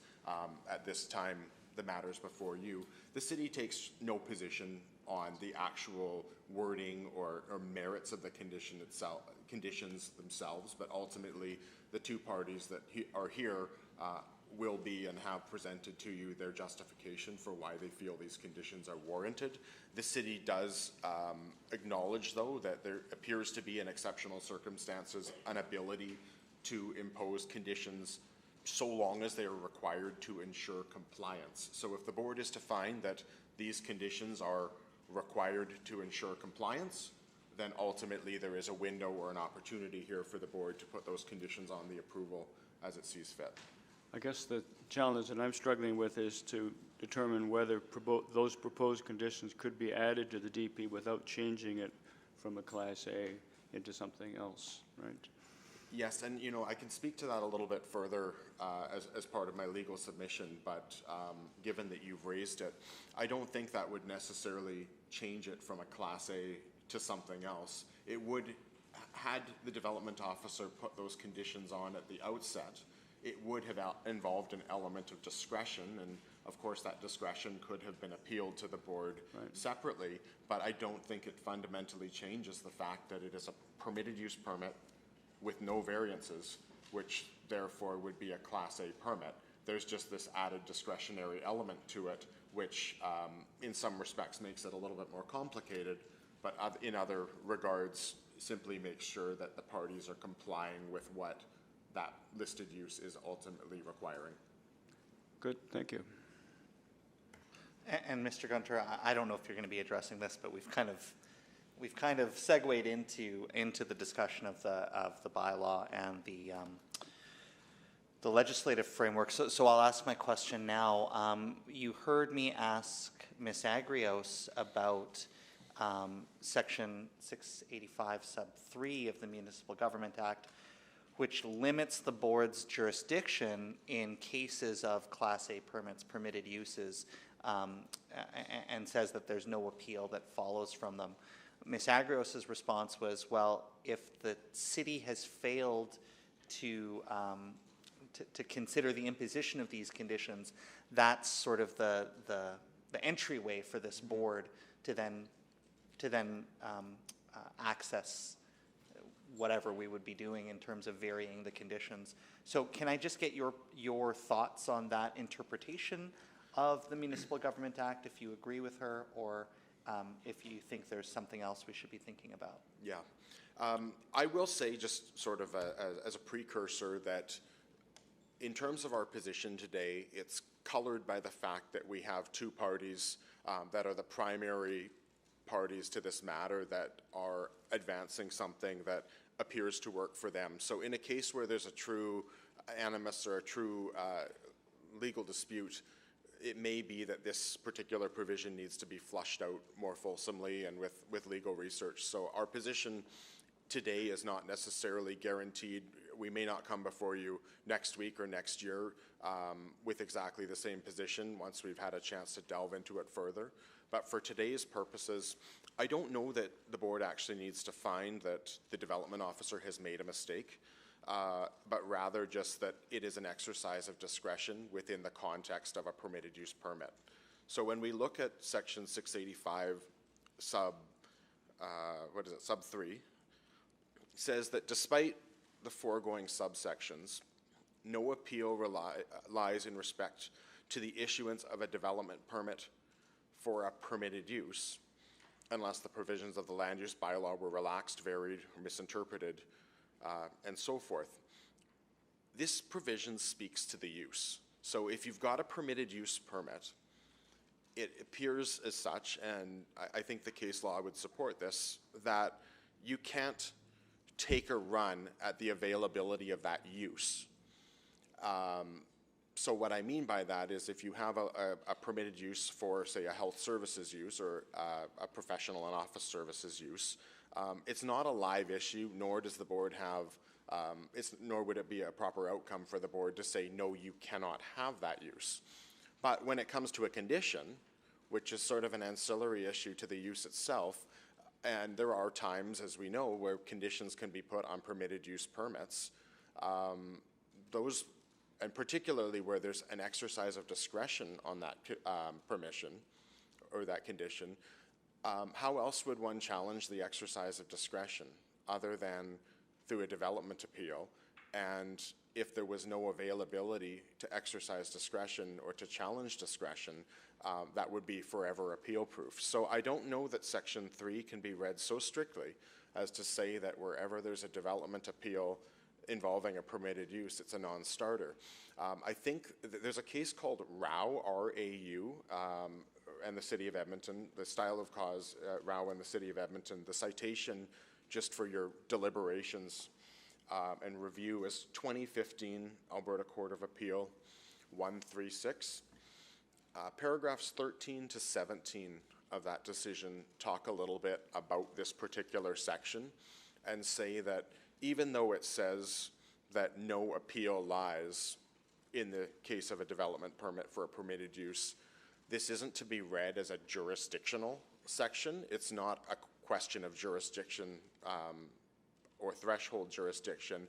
It's just implicating that where there is a appeal of a permitted use development permit and the applicants are challenging the fact that the party shouldn't get that permit, notwithstanding it's a permitted use, that appeal will not be successful. And it's still up to the board to hear the appeal, determine whether or not there is a merit to it, and ultimately, if it's a permitted use, no variances, the appeal won't be successful. But if there are ancillary uses or ancillary issues, and in this case, I think the exercise of discretion or the non-exercise of discretion, I do think there is a window still for the board to consider that exercise of discretion, and this may be an appropriate case for that to occur. Thank you for that case. That's helpful. So just to make sure that I understand the city's position then, and recognizing, of course, that you're not trying to commit to any sort of binding position that will affect future appeals, but for the purposes of today's hearing, what you're suggesting is that it's not necessary for us to find that there was an error on behalf of the development officer. There's nothing, there's no preliminary hurdle that we need to overcome in order for us to review the conditions of the permit.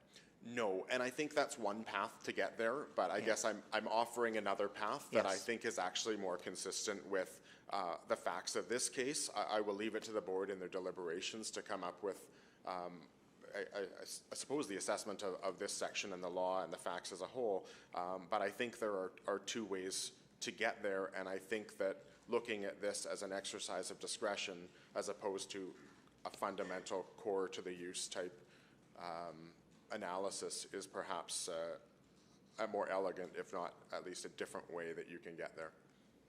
That's appreciated. Thank you. Mr. Gunther, we've kind of gone into some of the legal side of things that you promised to deliver a presentation on. So why don't I just let you make whatever submissions you were going to originally make, and we'll pick up the conversation once you've had that chance. No, and thank you, Mr. Samuel. That's really the balance of what I wanted to touch on. I will say, in terms of the merits of the proposed conditions themselves, the city doesn't offer an opinion one way or another on their suitability. The question the board will need to determine is whether these do go to compliance, because that is the narrow carved out exemption that is found in the zoning bylaw that would allow the imposition of these conditions, and would encourage the board to specifically turn their mind to that when making a determination. But in terms of the city's position at this juncture, we are pleased that there is something that is satisfactory to both parties, even if not perfect.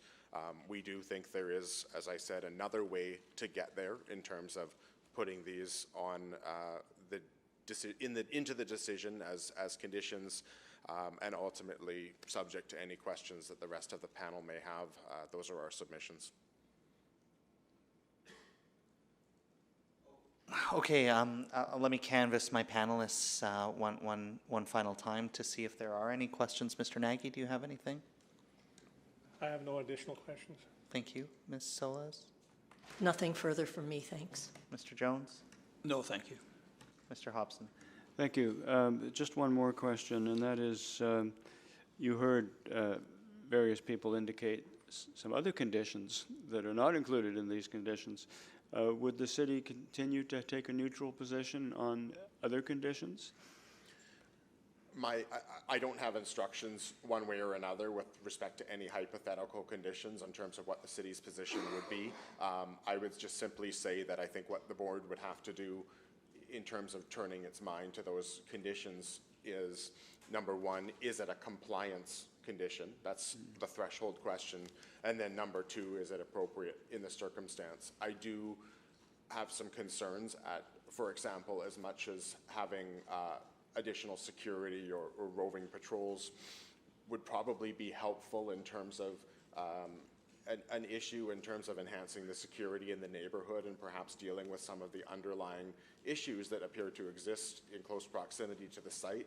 I'm not sure that that would be something that would be a compliance condition that would go to the question of whether or not this is operating within its permitted use context. So without going too far down different hypothetical scenarios, some of what I've heard, although undoubtedly would be good for the neighborhood, may not be what we're looking for in terms of this narrow scope of authority of a compliance condition.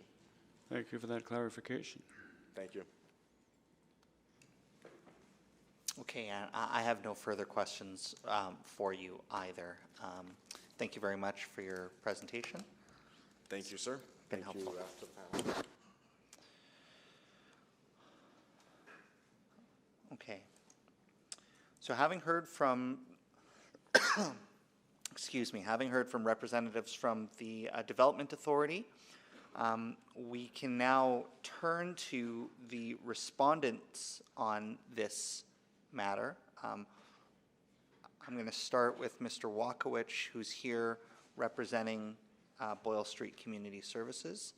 Mr. Walkowicz, I'm not sure if you'd like to bring anybody else up with you as well.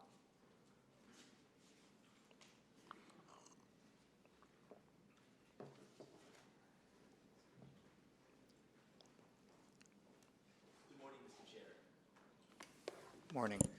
With me, I have brought Mr. Jordan Reiniger, who is the Chief Executive Officer of Boyle Street Community Services and the Boyle Street Services Society. Hopefully it'll last. Its battery's very bad.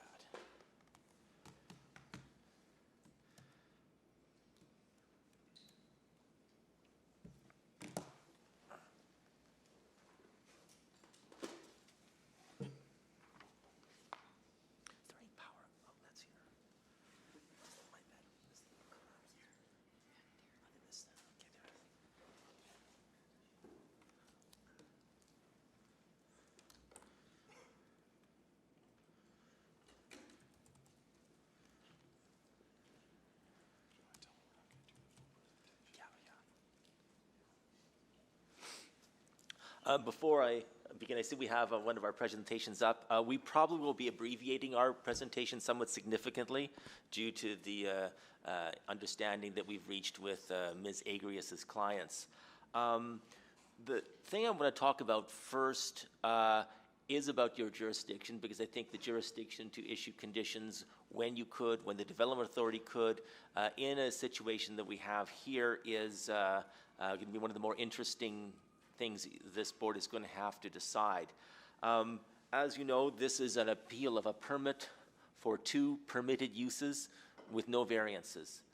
So your jurisdiction is limited. It's not the same jurisdiction you normally have to have a complete de novo hearing, where you can start from the beginning and put what conditions you want. You are limited by Section 685 sub 3 of the MGA that I know you're aware of, as you've earlier cited it. An issue is, in such an appeal, what is your jurisdiction? And the jurisdiction is very narrow. It's to determine a threshold question, whether or not the Development Authority basically misinterpreted the bylaw. If you're really trying to determine whether or not this truly is a permitted use with no variances. If it is, you're done. But you can make factual findings, you can make a factual determination to determine whether or not that's true. It's open to an appellant to say, you know, I don't think this is really a permitted use, or I think there was a variance granted in this permit. And they can challenge that and say the development officer was wrong when he said that there was none because he misinterpreted the bylaw. So that is the jurisdiction you have here, and as Mr. Gunter pointed out in the Rao decision, it's no longer separated into 2 sort of separate mini hearings. It's all done in a single manner when you look to see whether or not it truly is a permitted use, no variance. I'm going to get into that a little bit later, but I think it's very clear that there's not much issue. This is for permitted uses, and there are no variances. Not only was the interpretation of the variance sort of corrected by this board the last time, but we've changed the plans as well to remove a portion that was at issue for that variance. So the plans have been changed as well. So there is no variance. The two uses are office use, basically, office and professional services, and health services. And we are going to very briefly go over that's all that's happening here. This gets us to the conditions that have been agreed upon between Boyle Street and Ms. Agrius's two clients and appellants. When you have a permitted use, no variances, there are two spots where you have to look at the jurisdiction to put a condition. The first is the Development Authority. Does the Development Authority even have any ability to put conditions on permitted use? It itself is limited. It can, however, if the land use bylaw of the municipality in question allows it, and Edmonton's does. However, it doesn't give a broad conditioning power for permitted use with no variances. It gives a very narrow power, and that was a narrow power that Mr. Gunter very clearly outlined. You're only allowed to put conditions on really as matters of compliance, almost of clarification. It's to say, okay, we're pretty sure this is a permitted use, but we're just going to put a condition on just to make sure that it is, so that we're making it very clear that to keep this a permitted use, don't do that. And then we'll be satisfied that, yes, this is a permitted use, and there are no variances, and the Development Authority can do that under Edmonton's bylaw. The very fact, as Ms. Agrius pointed out, that conditions are ever placed upon a permitted use with no variances means that that power is often exercised. Otherwise, you would never have a condition. Once it was permitted, no variance, boom, there would be zero conditions each and every time. That's not how Edmonton does it. You're allowed to do it, again, for that limited purpose of showing that it's to ensure compliance, to make sure the use stays the use. Ms. Agrius's clients and mine got together to basically outline whether or not we could create some conditions that both sides could agree on that would do just that, that would put her clients at some ease to know that what we are going to be doing is what we're saying we're going to be doing. It's what the permit allows us, and it just is a matter of clarification. And they were very negotiated in some detail, word for word, to ensure that they weren't straying past that point. To answer some of the questions we earlier had about security and its imposition, I echo Mr. Gunter's comments. That wouldn't be a condition dealing with compliance, and it would be it would not have even been within the Development Authority's authority to add that condition at that stage. We didn't agree to it for that very reason, that it's not a clarification, it's adding another component, which this board, which even the Development Authority wouldn't have jurisdiction to do. So that brings us to the next stage. Can this board do anything about it?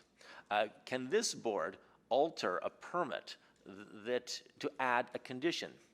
And I'm going to make a suggestion that normally you can't, but there is some authority, and unfortunately I didn't circulate it, but I'll give you the citations and describe it in a little bit, to suggest that if there is consent of the parties, by consent the parties might add a condition.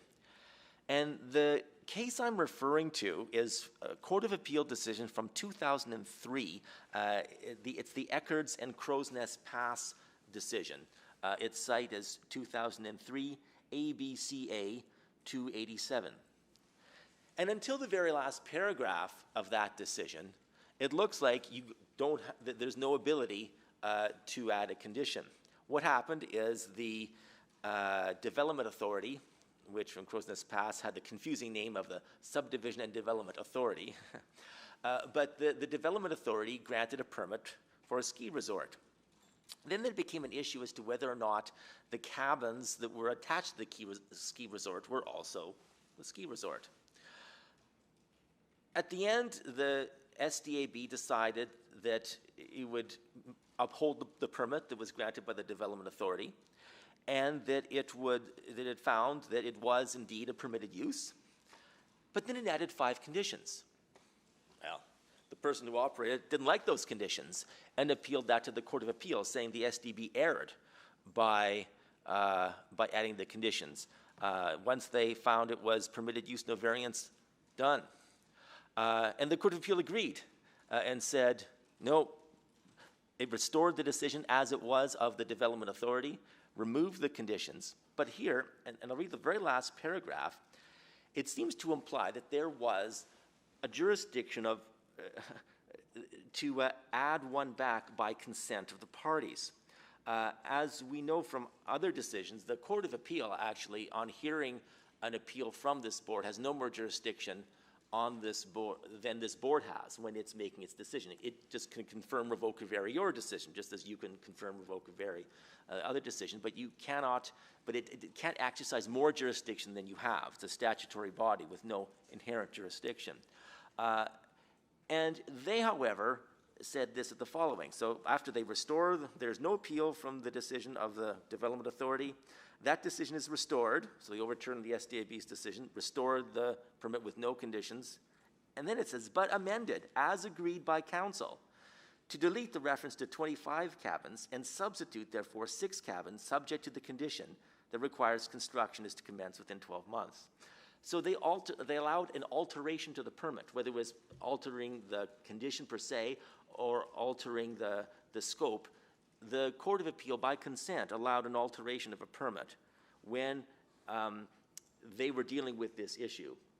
So in some part, echoing Mr. Gunter's comments about this, is that I'm going to submit that this decision is authority to allow this board to sort of facilitate, as the Court of Appeal did in this case, an arrangement the parties have had to alter a permit that's been granted, even though in this case they said that the conditions shouldn't have been imposed, restore the decision of the Development Authority, but then they amended it. The Court of Appeal amended it, exercising basically the SDAB's authority, amended it pursuant to an agreement from the parties.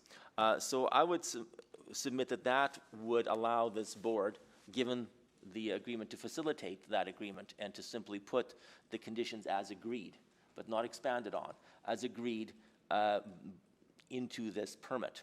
And Boyle Street is consenting to that. So that deals with the issue of the conditions and the appeals brought by Ms. Agrias' clients. There are other appeals, and I will now respond to those other appeals. I will respond very briefly. The reason I will do so is that while the appellant's presentations were sincere and heartfelt, they were unfortunately irrelevant. This board has a narrow jurisdiction. You have to decide, is this development as proposed, as drawn, as planned, a permitted use? Does it fall into the basically office professional services as well as health services? And it absolutely does. As I promised to abbreviate my submissions, and I will, but when we look at the 2 uses, one is professional, financial, and office support services. And basically it means running offices for professionals, lawyers, engineers, architects, also administrative support, administrative consulting and financial services, management services, all these things that are in the definition, which are in the materials and which I know you have the bylaw. Most of what is going to go on at this proposed facility is our offices.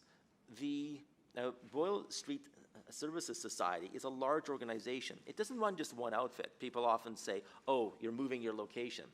That's incorrect for 2 reasons. One, it's actually a different proposal that's going than is currently operating at the location that's been referenced and been photographed.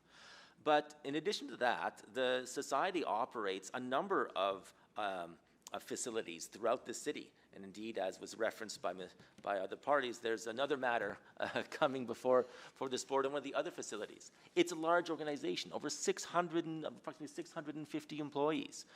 It has office support. It needs payroll. It has to run an office. They need a head office. They don't have a proper head office right now. And this is going to be the head office. Look through the plans, and we won't go through it in detail. If you do look through this presentation, you will see that about 73% of the floor area is offices and things related to offices. So you have your offices, you have your kitchens that support offices, your standard office that we would all recognize. Then there's about 2% that relates to the financial services, the ATB related banking entity that allows for financial services to be provided. And then the remainder is for the health services, nursing stations, triage stations, treatment rooms, waiting rooms for both the financial services, waiting rooms for the health services. I don't think anyone who's been to a Medicenter would doubt that waiting rooms are a key component of healthcare. At least they are now. There has been reference, and perhaps some confusion, assuming that this is the same application as before. Far from it. It is significantly altered than the one that came to this board and was found to contain uses other than professional, financial, and office services and health services. Things that were removed. There were ceremonial and cultural rooms on the first and second floors. A commercial kitchen was removed, a community cafe, an atrium with main floor seating, outdoor recreation facilities. There was a basketball court, an outdoor amphitheater, play and fitness areas, seating islands, community gardens. There was a main floor outdoor patio. There were 3 dens on the main floor. There was a youth den on the 3rd floor. There was an outdoor patio on the 3rd floor. All gone. It's a significant alteration. And what has been added are triage stations, nursing stations, treatment rooms, and counseling services. This is not the same application. This is an application that fits on all 4 squares with professional, financial, and office support services and health services. And if there was any doubt, any fears that this was going to be operated for one of the uses that was here at the last go-around, those conditions that we've agreed to just put an end to it. They are very detailed, they're precise, they were crafted with Ms. Agrias' clients to ensure comfort that, yes, that is what's going to go on here. It's professional, financial, and office support services and health services, and that's what's happening. The conditions cemented in. So what we're dealing with is a permitted use with no variance. I would submit there's almost no argument to say that anything else would be occurring, has been proposed to be occurring, is in the plans. A final comment is that this board also sits on the permit granted, not on sort of imaginings of what might happen. You're here to judge a permit is granted, and plans is drawn. The permit, the plans, and with the agreed upon conditions, ensure that that's what this is. Permitted use, no variance, and at that point, the jurisdiction of this board concludes. So unless you have any questions, I will let Mr. Reiniger sort of flesh out, again, in an abbreviated form, what is actually being proposed at this new location, and the outline, the uses that will be supported. Mr. Reiniger, why don't you go ahead, and then we'll have questions from the panel in total. Okay, thank you. Well, again, my name is Jordan Reiniger. I'm the Executive Director at Boyle Street Community Services. And just want to give you, as Ian said, just a really quick overview. Again, we provided much more detailed information in our submissions. But as a quick overview, Boyle Street has been around as a charity, a society in Edmonton for over 50 years. We have a mission to end chronic homelessness. And chronic homelessness means people who are experiencing homelessness that it might be entrenched, but not just for people who are currently experiencing it and finding pathways out of it. It is about also addressing some of the societal conditions that might create somebody to be in that state in the first place. So we focus on prevention and intervention. And over the years, that focus on prevention and intervention has caused us to grow fairly substantially to the point where, as Ian said, we have now over 650 staff working for Boyle Street Community Services, operating not only out of the charity, 40 different programs and services at 15 locations across our city, but also social enterprises, businesses that are part of Boyle Street that employ a significant number of people. And so those businesses are ones called Higher Good, which provides employment to a substantial number of people who have lived experience, gives them that experience of employment.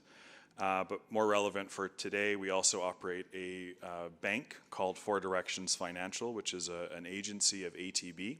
So it's a pretty standard bank with tellers and customers coming in with a bank account that is either specific to our bank location or ATB-wide.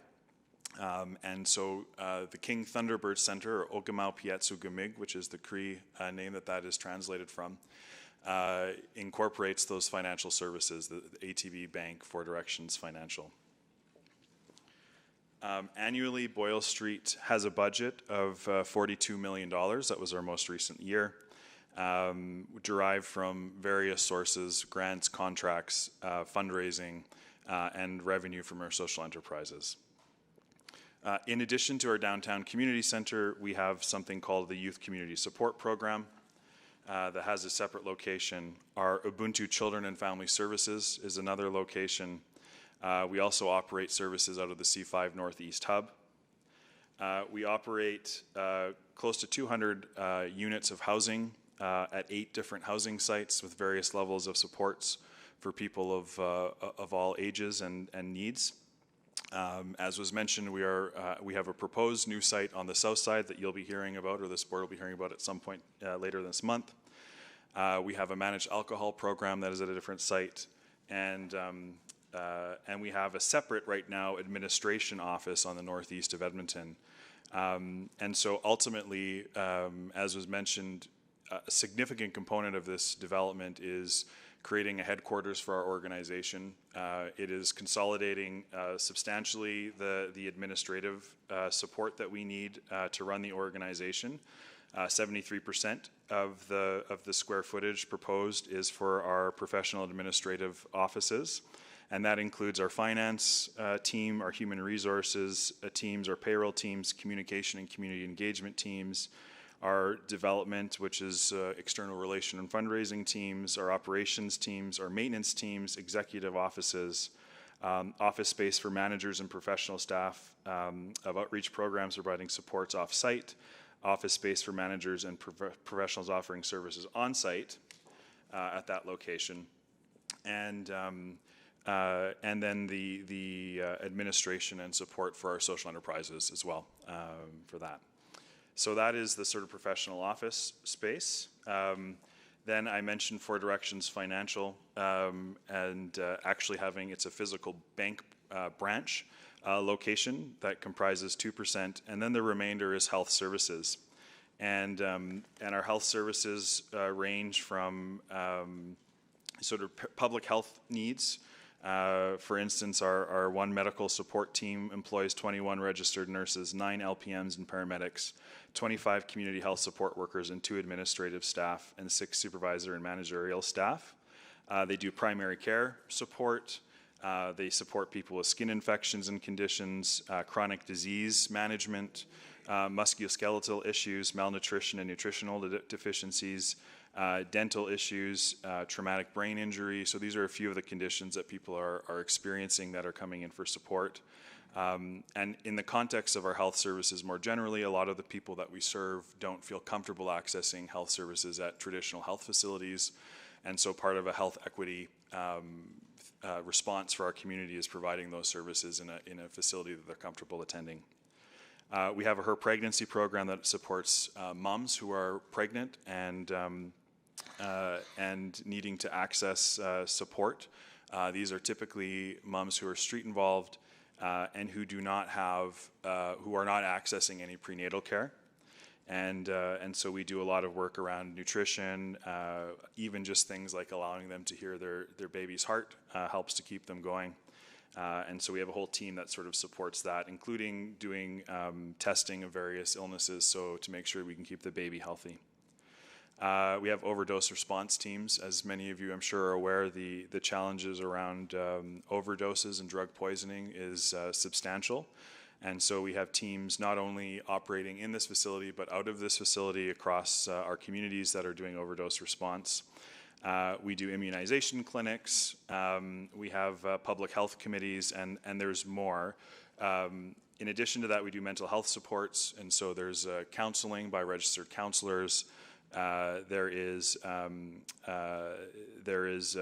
people who are needing to access addiction treatment, and we have supports related to that as well for the health services. And so people would be able to enter. There is a triage component to what we're doing, so people can enter. We can do an assessment of what their needs are. We would be able to then either provide them very direct and immediate access to the supports that they might need, or we can set them up with a more long-term kind of care plan that they could access in the facility. And one example of that would be our counselors, our registered counselors. Somebody could come in, for instance, and do walk-in counseling. So they might come in, go to the triage space, and need to access more of a crisis-oriented counseling session. But they could also be assessed and determine that they need to do ongoing counseling, so they would come back on a regular basis to access those appointments, and that would be in where you see the different spaces to deliver those. So that's sort of, in a nutshell, I think, the health services. I just wanted to re-emphasize, and this is considered Schedule A, I think, in one of our submissions, but just again summarize the changes that we made to this development permit. Again, professional, financial, and office support services. What we're including in here is office space for management, administrative, professional, and financial services. We have a training room on the second floor and related common areas. And then, of course, we have the bank. For the health services on the main floor, we have the triage station, the nursing stations, treatment rooms, counseling services, pregnancy care, and women's health services. And then what we have specifically removed from the application, given the decision of the SDAB in November, includes the ceremonial and cultural rooms, the commercial kitchen, the community cafe space, and the atrium seating, our outdoor recreation spaces, main floor, outdoor patios, dens, youth den, and our outdoor patio on the third floor. And again, as Ian had mentioned, the issue of the variance on the original development permit was because of a structure that was sitting on the third floor. The SDAB ruled that didn't need to create a variance, but we have actually removed that structure anyways in these plans, so that's not even a consideration at this time. So that's a very quick overview, but I'll open up to questions if you have questions about specific activities that will be happening in the facility.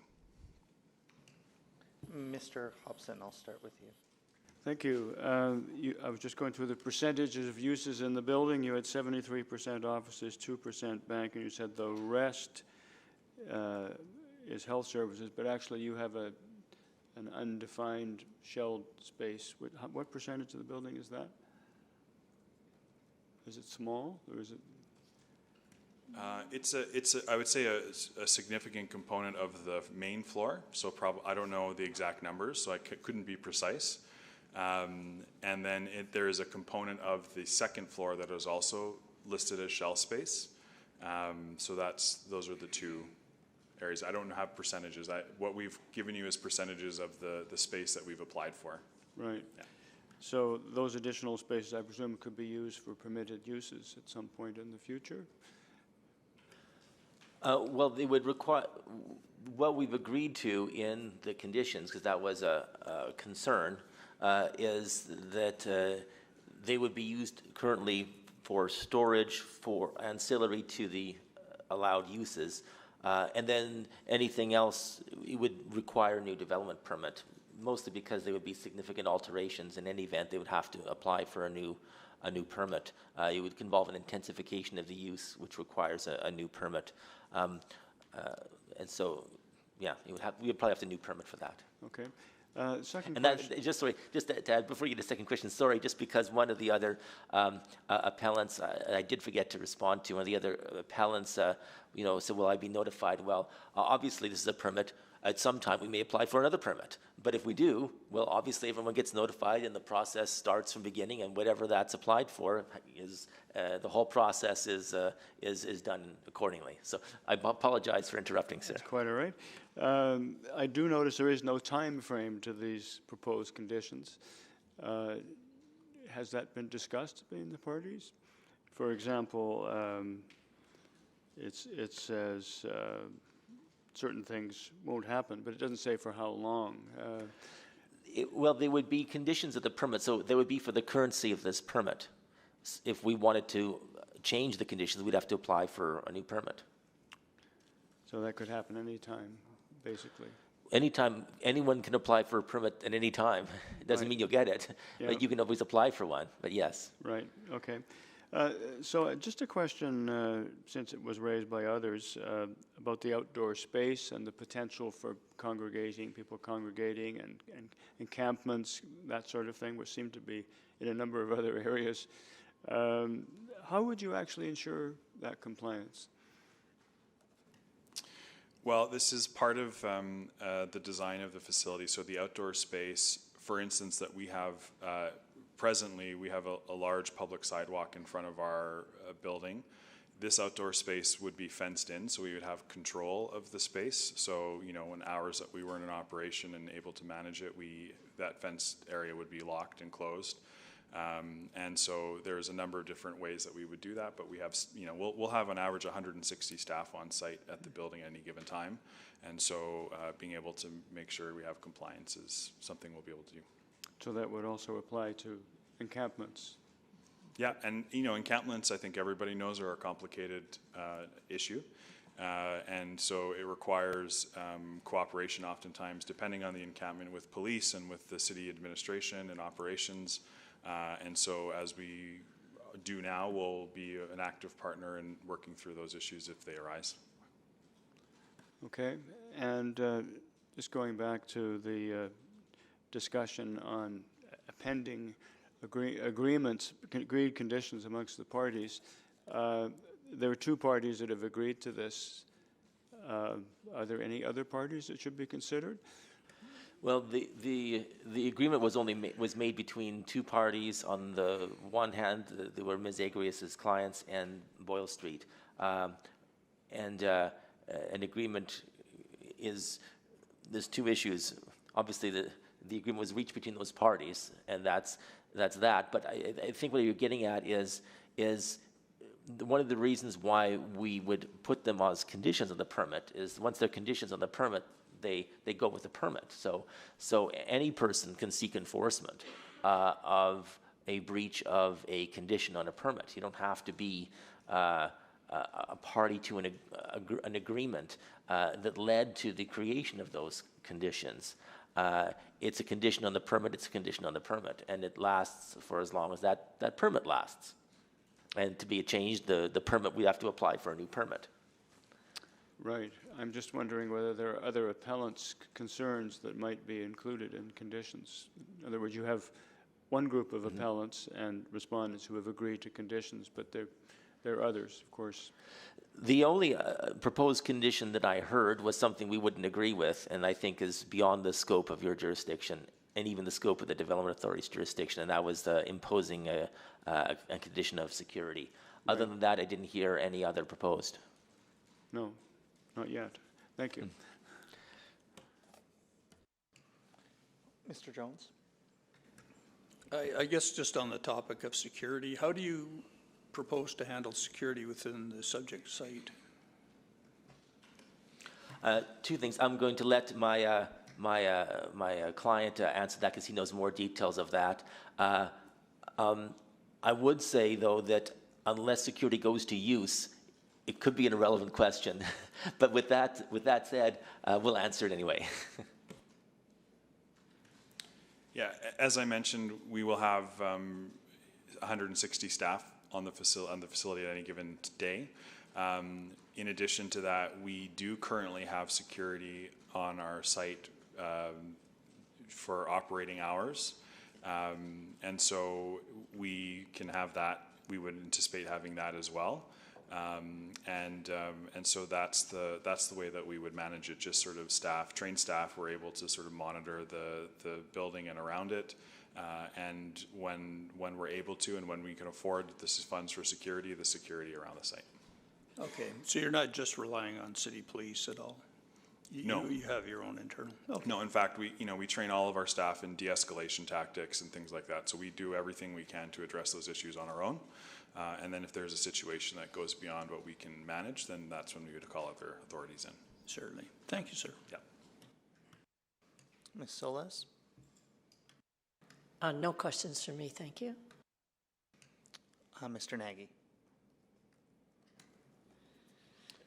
Yeah, maybe just one that just came to mind.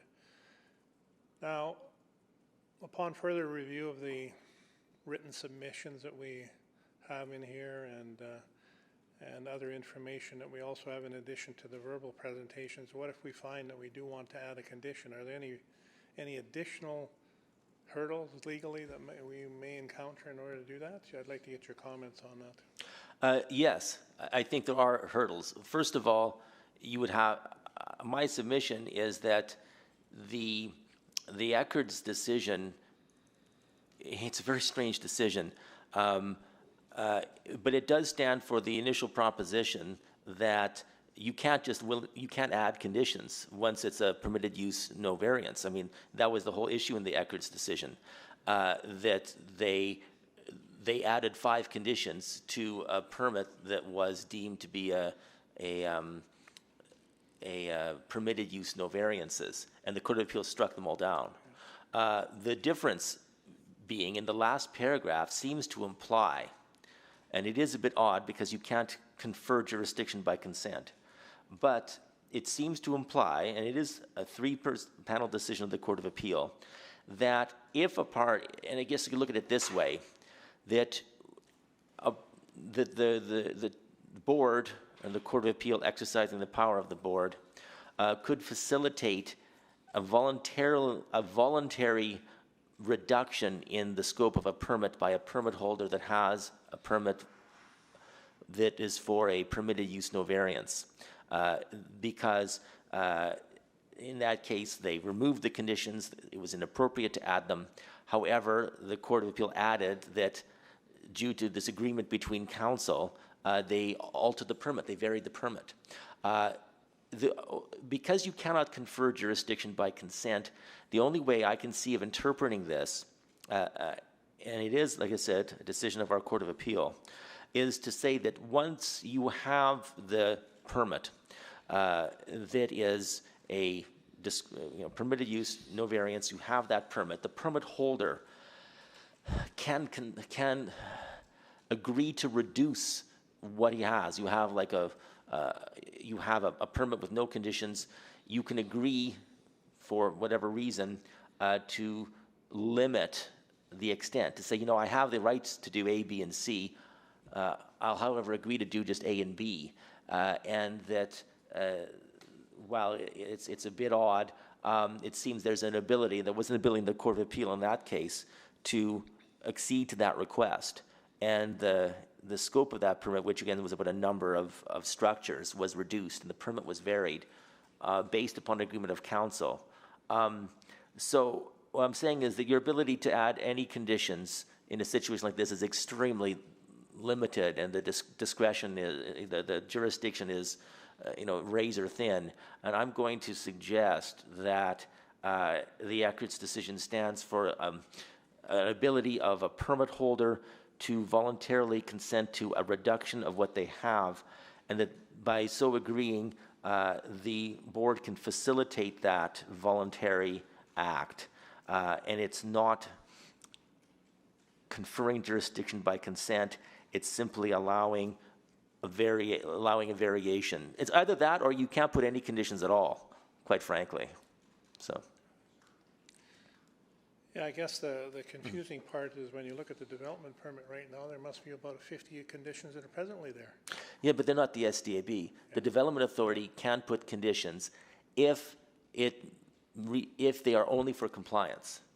Okay. This is an appeal under 685 sub 3, which limits it to you have less ability to move than the Development Authority does on this one. But even the Development Authority can only put on conditions that have the function to ensure compliance. So if it's not ensuring compliance, even the Development Authority can't put it on. And this board, on such an appeal, is extremely limited in its conditioning ability. And I would say it would be fraught to go outside what Boyle Street has agreed to. Okay, thanks on that. One other question. I was just curious if you would be willing to share what you may have planned for the spaces that are presently defined as shell space. There are no plans. No plans. It's a shell space. Yeah. Okay. If there are any plans, you'll see it in a development permit application. Okay. Yeah. Is there potentially a rezoning coming up, or? I have no idea. Have no idea. Okay, thank you. And if there is, it's completely irrelevant for this hearing. Okay, thank you. Was that the end of your questions, Mr. Nagy? Yes, that's it. Okay. Mr. Walkwich, I just want to take us back to this question of jurisdiction. So I think you might have answered what I was going to ask you through the interaction you just had with Mr. Nagy, because you had, earlier in your presentation, you had said something along the lines of, you know, there needs to be consent between the parties in order for the board to have this ability to sort of impose a condition. But I think I heard a slightly refined version of that response to Mr. Nagy's question when you said and correct me if I'm wrong, I'm going to paraphrase your position just to make sure I understand it in my own mind.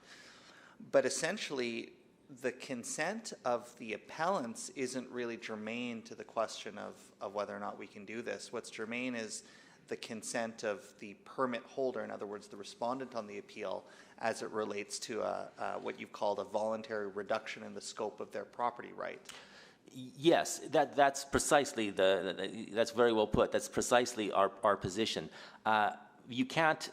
It's well known you can't confer jurisdiction by consent. Like if you don't have the ability to do something, the parties can't get together and say yes, you do. That just can't be done.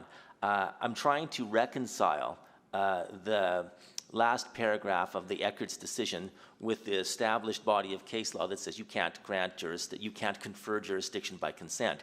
And the only way I can reconcile that is by saying there still isn't a jurisdiction in this board to impose conditions, but it may, as the Court of Appeal did, facilitate a reduction when the permit holder agrees voluntarily to reduce what they've asked for. So I have the right to all this. I'm voluntarily agreeing to take out a couple of my rights. And the Eckert's decision, I think, stands for a proposition that as a practical solution to that when that happens, rather than have them apply for a lesser permit, they have the right, they're agreeing to reduce what they have, that the court and the SDAB by extension could facilitate that voluntary reduction in the scope of a permit. In the Eckert's decision, it was 25 buildings, and they consented, and the permit was altered, I think, to be 6. Okay. So that's a refined, yes, and thank you for that. Yes, because you can't really give jurisdiction by consent. That's not possible. Yeah. I wonder if I could get your perspective on Ms. Agrios's, I guess, alternate route to jurisdiction, which is that 685 sub 3 permits the board to hear an appeal. In other words, there's jurisdiction for us where the provisions of the land use bylaw were relaxed or varied, which aren't applicable here, or misinterpreted. And again, if you'll recall, her submission was that the misinterpretation occurred when the development officer failed to turn his mind to the imposition of conditions that might potentially facilitate ensuring that the use remained within the scope of permitted uses.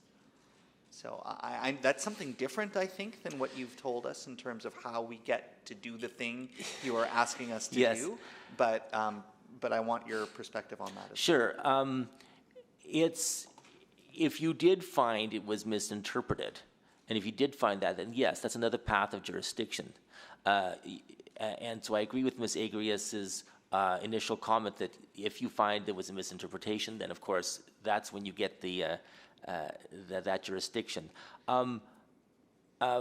It's a creative solution, perhaps. My solution is also a bit creative, but I guess I won't say much other than to say that you would have to, what you would have to do is you would have to find that it was, it would be difficult when you've got the situation where conditions were imposed, right? And so it would be different if there was a clear statement where there was an understanding by the development authority that no conditions could be imposed. With the imposition of some conditions, it makes it a little trickier because there were some. So the development authority clearly understood that it did have the ability to put some conditions, a narrow scope, to ensure compliance with permitted use with no variances. That said, if you did find that there was that misunderstanding that they found he would have otherwise put them or otherwise considered them, misinterpreted his jurisdiction to have conditions, then yes, you could achieve it that way. But you'd have to make that threshold finding. So, but that also would be a path. Okay, I'm going to get you to comment as well on what I understood the submission from the city's legal counsel, Mr. Gunther's position on this issue was, and he provided the case of Rao, which is more recent than the Eckert's decision. And in Rao, excuse me, the Court of Appeal in that case said that the provision of 685 should not be understood to be a jurisdictional limitation, at least not a strict one in that particular case. So what I understood Mr. Gunther's submission to be was that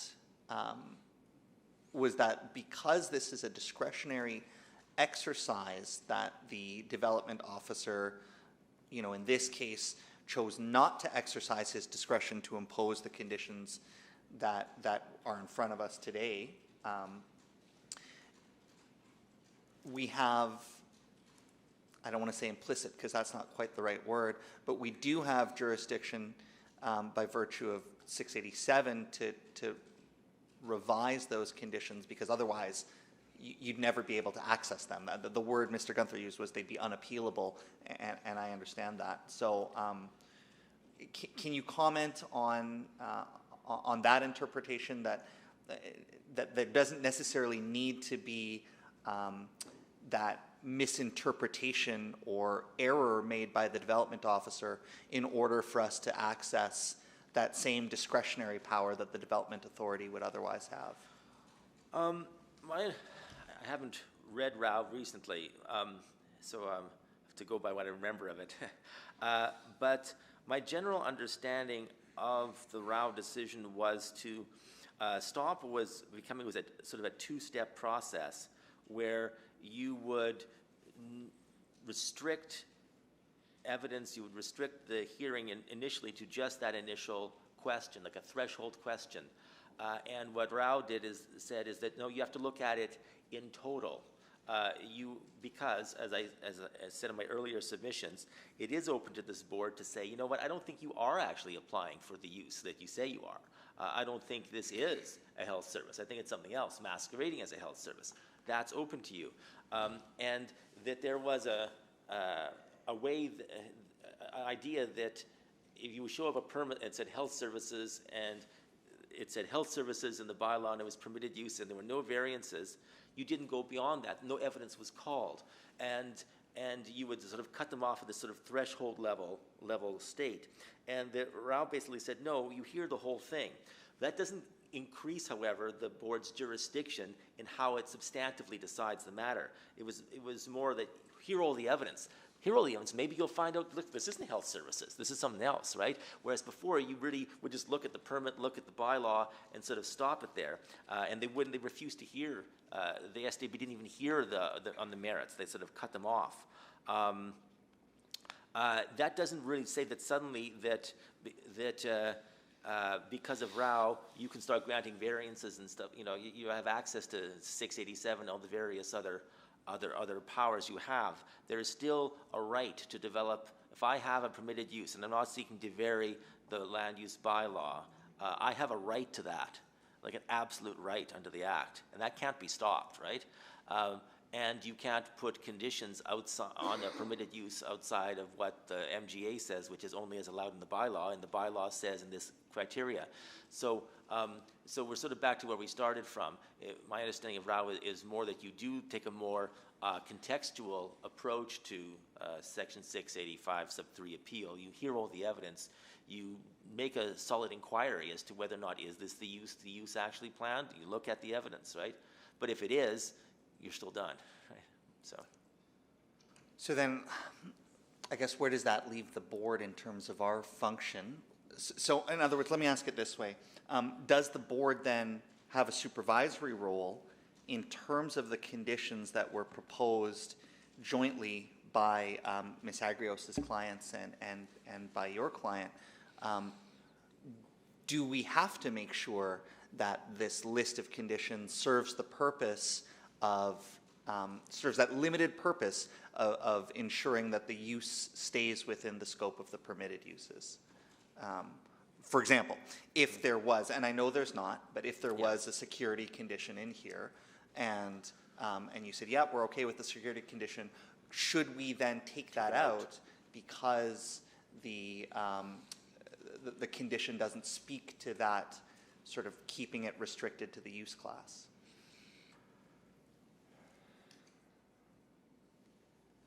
If I'm going to be consistent in how I've argued the Eckert's decision, I would have to say no.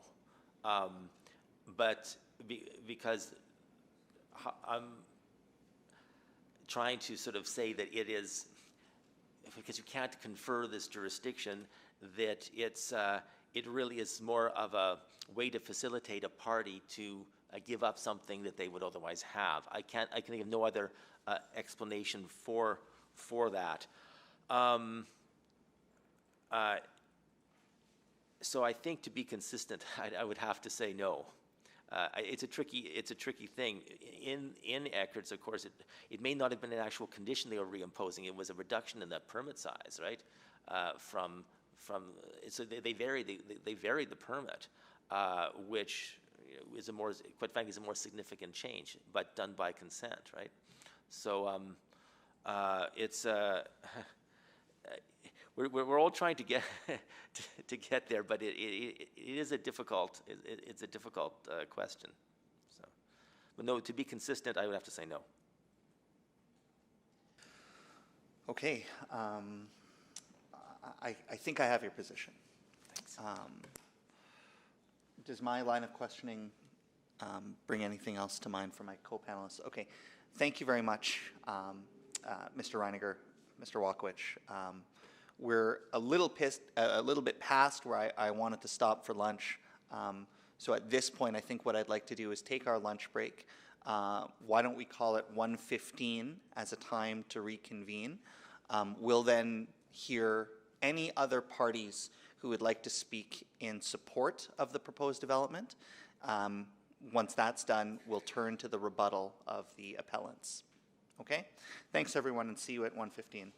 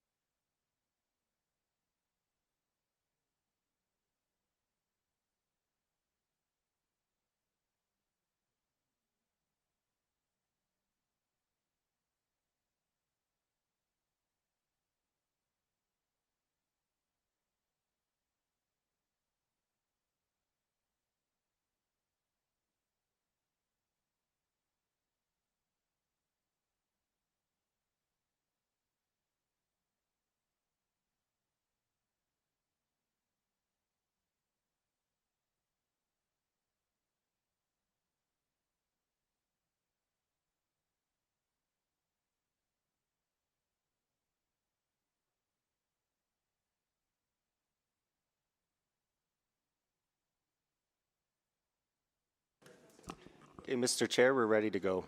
Thank you. All right, everyone, welcome back. I hope that you had a nice lunch break and you got a chance to stretch your legs. We're going to resume our hearing. Just to recap where we left off, we had just finished hearing from the respondent, and where we are now in the agenda, I'd like to call on anybody who's in attendance who is speaking in opposition to the appeal, in other words, in favor of the proposed development, who might be a member of the public. So whether that is somebody who's here in person or whether that's somebody who's joining us online, I'm going to put that call out for any affected parties speaking in favor of the proposed development.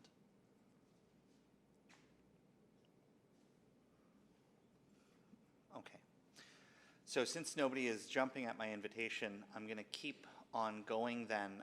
Now that we've heard initial submissions from the appellants, the city, and the respondent, we're going to return to the appellants, and a reminder that this is only now the appellants who have formally filed their notices of appeal who will have an opportunity to make a rebuttal. As I cautioned at the beginning of the hearing, I'd like the rebuttals to please keep focused on any new information or arguments that were raised during the presentations. And with that being said, we can start. Ms. Agrios, would you like to kick us off?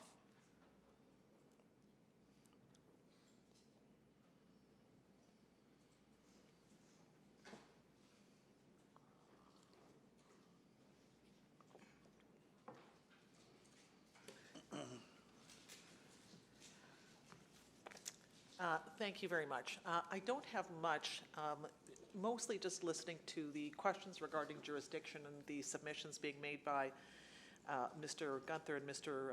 Walkowicz, both of whom I actually largely agree with what they're saying. So I'm going to try to, I guess, summarize a bit and maybe assist and hopefully not make it worse and more confusing. But this is just in relation to the questions regarding jurisdiction. And I think what you've heard from all of us is sort of three different paths, and we've all struggled a bit with the permitted use and the whole notion of attaching conditions to a permitted use. I won't review, of course, my initial submissions were section 685 sub 3. You've got a fairly straightforward path. If you find there's a misinterpretation, then that brings you within section 685 sub 3, and that gives you jurisdiction to be able to address conditions. And I think just the takeaway under that particular, I'll call it a pathway, is that the submission is that without the conditions, then the use isn't within the permitted use. So in other words, you need the conditions to make the use a permitted use.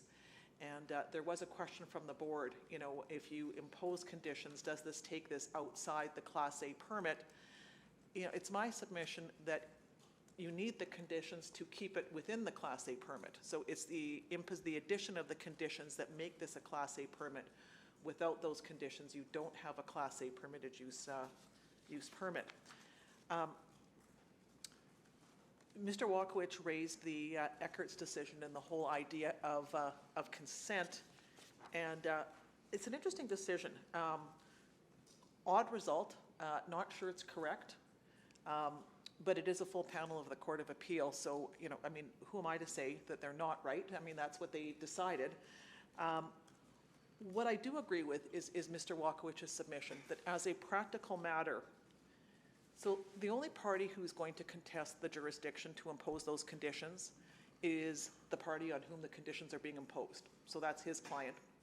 And so if that party agrees with the imposition of the conditions, then as a practical matter, it does make some sense to go along with their agreement because they're the only ones who are going to contest the jurisdiction. And so rather than making them start over again with a new development permit application with restrictions on it, it's more practical, whether it's this board or the Court of Appeal, to simply go along with, again, with their consent to the conditions. regarding the Eckert's case, and I know it wasn't submitted to you, but I was just reviewing it again on my phone. Anyways, it does frame the ability to add conditions as an issue of jurisdiction, and it's an older case. It's about 20 years old. I'd suggest Rao actually casts some doubt on whether Section 685 sub 3 truly deals with jurisdiction.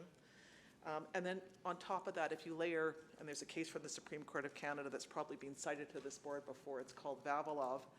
And if you layer that case on top of it, and what that case the Supreme Court of Canada said is, look, the whole concept of jurisdiction, it's really, really narrow. And it might not even really practically exist, this whole idea of looking at jurisdictional questions.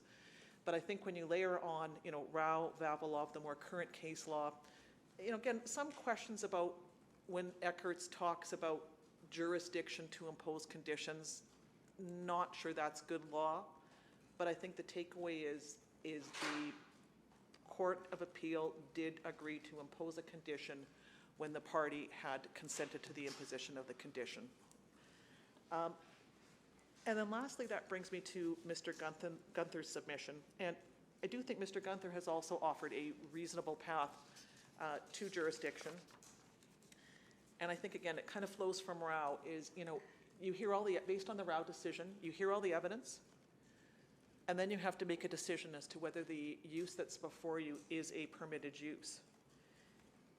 And I suggest that leaves the door open to this board to find that conditions are necessary to make the use fit within the permitted uses. And in this case, you've got a unique set of circumstances where you have the prior application. We know what the existing development does. We know what the intention is. And so in those unique circumstances, it's appropriate for the board to look at it and say, well, in order for us to actually find that there's a permitted use, we need to add these conditions to make this particular development a permitted use. So in short, I think we've offered 3 ways that the board can get to where we would like the board to go. I think it's maybe as simple as saying that in the circumstances of this particular case, given the background, given the history, the conditions are necessary to make the use the permitted use. The only other thing I would leave you with, and I know there has been some discussion about conditions beyond the ones that were provided to you as between my clients and Boyle Street. And if the board is looking at other conditions, again, my caution would be the conditions have to relate to the use. So I think if you start adding conditions that don't somehow tie into making the use the permitted use, that's where the board may be going too far in terms of what it can and can't do. So whatever other conditions you might be considering, I'd submit should be looked at sort of through that framework of what conditions are necessary and does it relate to the use. And so unless there's questions, that was all I had to say in response. Okay, thank you, Ms. Agrios. I'm going to start on my left. Mr. Hobson, do you have any questions? We've probably been over this, but once you, just hypothetically, once you start identifying conditions for an approved use, which basically are saying things shall not be done, that could be quite a large opening, can't it? If you list all the things that can't be done. Are you confident that the conditions that are listed here really relate specifically to the permitted uses? We spent a lot of time going through it, and that was I think the main concern and the main issue was to try to craft conditions that were directed at use, as opposed to, conditions, lots of things that we would like to have in terms of conditions, but those didn't relate to use. And so I'll put it this way, you had my clients, representing the community, the business community, who would like a whole pile of conditions. and more than what was the listed ones. And then you have Boyle Street, who quite rightly is saying, well, wait a minute, we're not going to agree to things unless we clearly believe that there is jurisdiction to impose these conditions. And so that's where we ended up where we did is, I think there was a very cooperative spirit, like the discussions were, you know, we did our best to address everybody's interests, but, you know, again, everybody was trying to also best represent their client's position. So I guess what I'm saying is I don't think Boyle Street was prepared to agree to anything that didn't relate to use. And you're confident these are all within scope of use? In other words, they're not saying no to uses that weren't permitted in the first place? They're within the scope, again, with this particular development, and given the history, given the background, confident that these are conditions that, again, ensure that the uses are confined to the permitted uses and don't sort of stray or don't go beyond that. Thank you. Mr. Jones. No questions. Thank you very much. Ms. Solis. None for me either, thank you. Mr. Nagy. No further questions here either. Thank you. Ms. Agros, I do have just a couple more questions for you.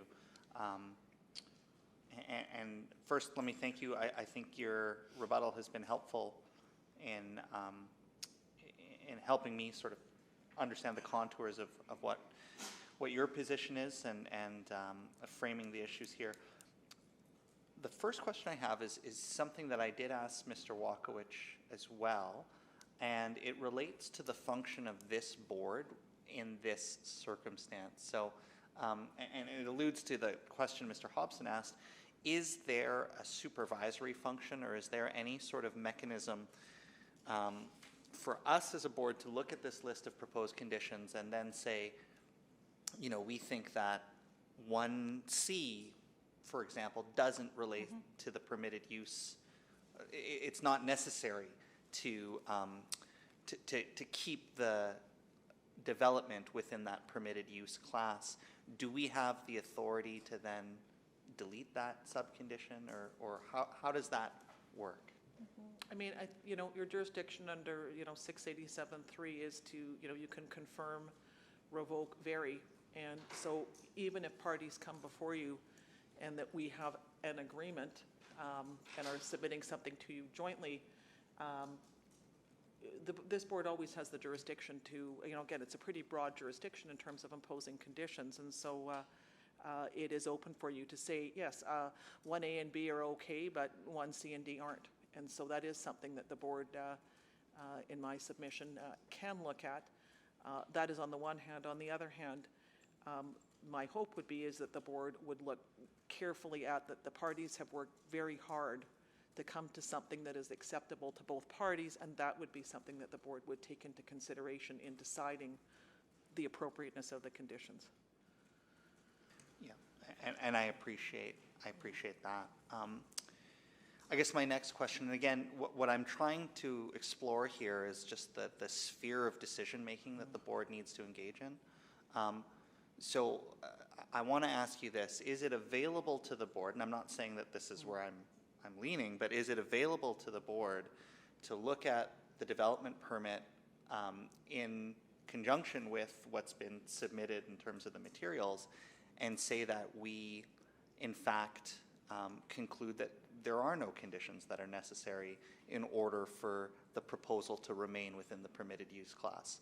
In other words, is it open to us to decline to impose the conditions that have been proposed? No, I think that is within the scope of your jurisdiction, that if that was what you chose to do, that would be within the scope. You know, again, certainly from my clients, and we've come here and withdrawn any objection to the development itself proceeding, you know, in the hopes that the board will accept the recommendation. But we recognize that the board does have discretion to look at it and to do something different if that's what the board chooses to do. I would caution, I mean, again, you know, you've heard and seen the arguments on what I would call the legal issue as it was presented. So, you know, we've said there's a misinterpretation by the development officer that the uses aren't permitted uses without those conditions. And so, you know, to the extent that there are changes made by the board, whether that's adding more conditions or whether that's taking away conditions, it invites an appeal potentially by, you know, one party or the other. And I don't think anybody wants that. You know, I think from both parties, and again, given the efforts that have been put into coming into an agreement, it would be unfortunate, again, either way. So if there was additional conditions added, that might invite an appeal by Boyle Street. You know, and even though, as I say, I can mention conditions, or I could come up with a whole pile that the community would like to see, but that are outside the scope of our agreement and arguably outside the scope of use. And so while there may be some attraction in saying, well, you know what, it would be really great if we added whatever, you know, I guess from my end, the concern would be, well, would that invite an appeal from Boyle Street, and that we're then still carrying on? No, don't get me wrong. I fully appreciate that. I also don't want this to go any further than it needs to. I guess where maybe I am a little bit unclear, again, in your submission, you said that our conclusion should be that without these conditions, the proposal doesn't fall within a Class A permit. And so I guess I need to think that through a little more. Because of course, certainly the development officer and the city felt that without these conditions, it did fall within, you know, a permitted use. And so given that that was at least the opinion of the development officer, you're asking us to arrive at a different conclusion. And I'd just like to explore a little bit more as to how we can make that conclusion. Yes, and again, and I didn't go into it, I didn't sort of go into the full presentation and the full background, and I appreciate that this particular panel did not hear the last appeal. But if you look at what was, you know, and it's in the materials, and I had given you the references, but if you had looked at, again, the particular circumstances of this case and what was on the table. So right now, Boyle Street is operating at its current location under these two use classes. So professional, the PFO use class and the health services use class. And they are operating a drop-in. And they are also, you know, operating all of sort of the ancillary uses that are of concern. Now, again, there may or may not be an enforcement issue, and that's not for this board. So what we have is we have the existing operation, again, operating under the exact same two use classes that are currently under the permit that's currently under appeal, clearly with a drop-in component to it. Again, all of their materials, all of their literature, all indicate that at the current site there is the drop-in, the day shelter type function. The intent, as we know, for the new site, so the current site, was to operate the same as the existing site. And so that's why you had the previous application that had the community recreation services component to it. It was the development officer had called it an accessory use. And again, I don't know how or why that conclusion came, but again, this board and the decisions and the materials at tab 19, this board found that as framed in that previous application, that it wasn't just an accessory use. It was one of the principal uses was community recreation services, so community center, day shelter was part of the development and revokes the development permit. And so what we had coming back, again, was the same set of plans, just with those spaces that had the uses that were the community center, day shelter uses. Those spaces were marked as shell space. And so in those circumstances, and again, given the way that the existing development is classified, the concern is that without some conditions, you know, you look at what health services is, you look at what professional financial office, well, not so much that one, it's more the health services that is probably the bigger concern. It's a pretty broadly drafted use class, which I guess goes for and against us, because you can fit a lot of stuff into that use class. But the line between a I guess, a day shelter, community center, and health services can get somewhat blurred.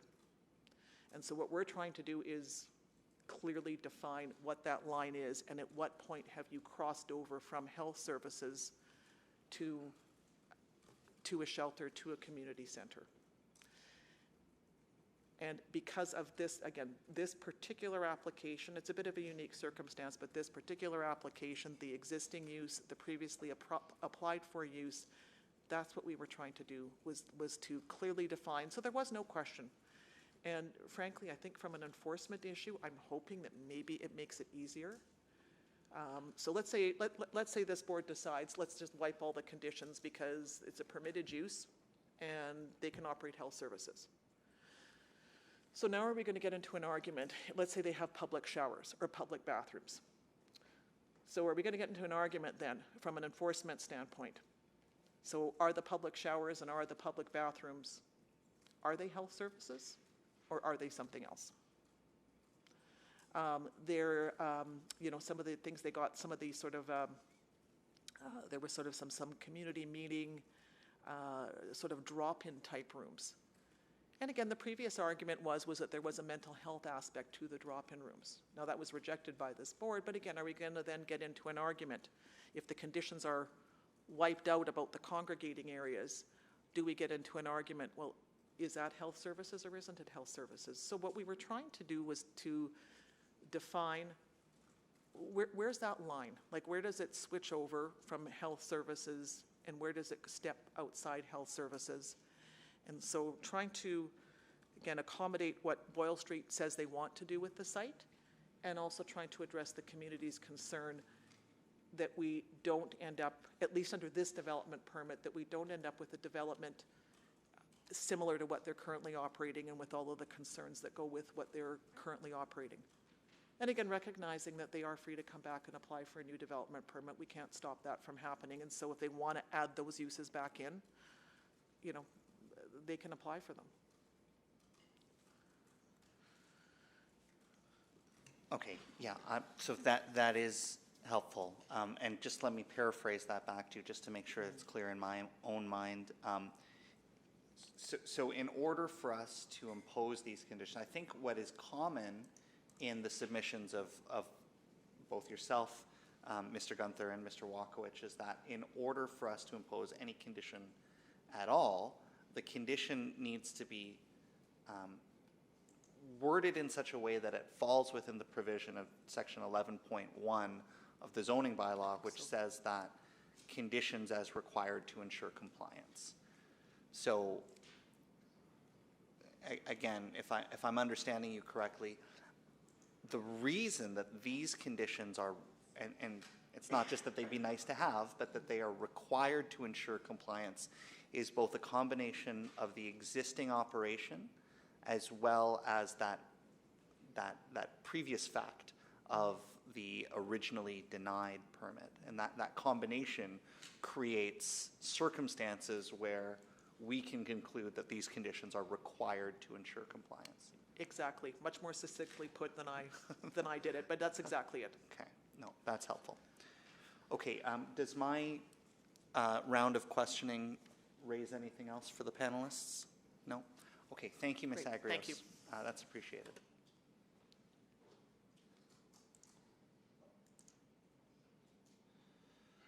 Okay. So we do have a number of other appellants who spoke originally. I'll invite them in turn to have an opportunity to make their rebuttals as well. I'll start with the Victoria School Parents Coalition, Ms. Patterson-Knipp, as well as Ms. Halus and Ms. Bergnosky.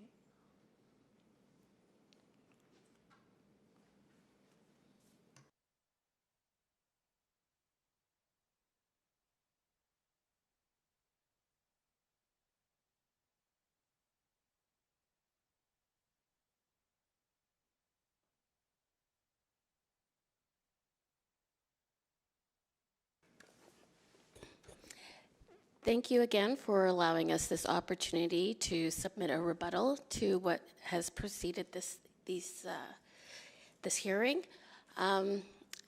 As an advocate for students who go to Victoria's School, we implore you that the safety of the children is indeed relevant, as they are going to be largely affected by what happens with this development as it proceeds further.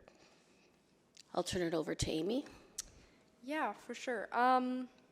The other thing that I think is really important to remember here is this is not a regular medical facility, right? This is not the Royal Alec, this is not the High Center. And that is why we, I guess, suggest that if, obviously we want this permit to just not go through, that would be the simple solution here. But if it is, then we think it's super, super important, as I mentioned earlier, to provide additional 24/7 security for at least the next 2 years during this transition period, and then we can sort of reassess.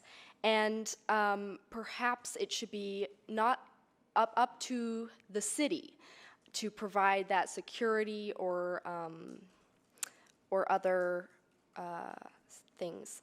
And this is security around the school, around bus stops, around the entire community. As we mentioned before, there's a current issue is needles, encampments, drugs all around the school grounds.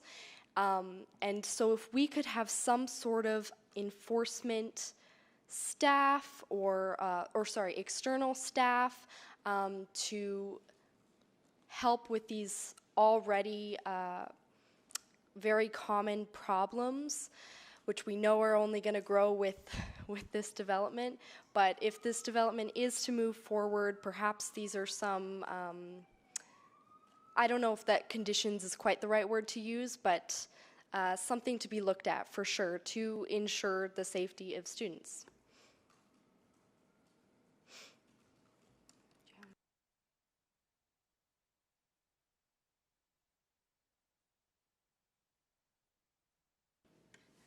Yes, incidentally, I just received a picture of something that happened just today of someone walking around and trying to get into Victoria's School, and this person was buck naked. So these are concerns that are currently happening, and it seems like nobody is wanting to take accountability and responsibility for these issues. We are just taking this opportunity to put this on record and to highlight that somebody needs to step up and take some ownership of the problems that are happening in this community because of the high concentration of social agencies that serve people that are suffering from mental health issues and addiction issues.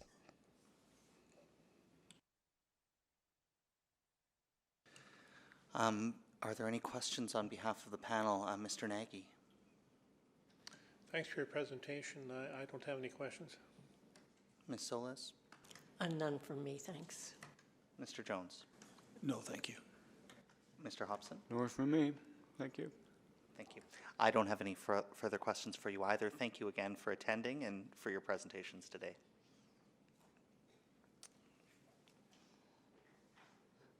The next appellant I have for rebuttal is Mr. Luco.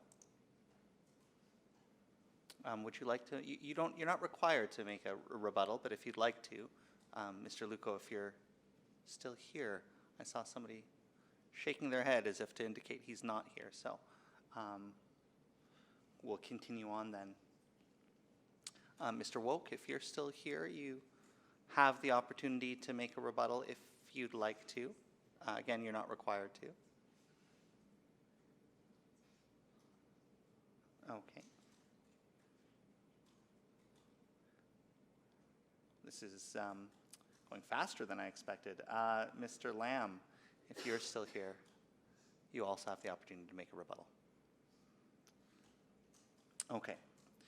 Well, as I indicated, That is, the right of rebuttal is granted to the formal list of appellants. I've gone through my list, and nobody else has jumped up. That brings us to the conclusion of the speakers list for the hearing. Just to remind you, excuse me, of the procedure that will now follow, the panel will deliberate, will come to a decision, and within 15 days of today's date, we finished early, so I lose a day to right now. Within 15 days of today's date, we will have a decision for you in writing. I just want to conclude by thanking everyone who's attended today. It's been a really informative hearing, a focused one. I want to thank everybody for keeping things respectful and civil, collegial. It's been a pleasure to preside over this hearing, and I hope you continue on to have a great Wednesday. Thank you.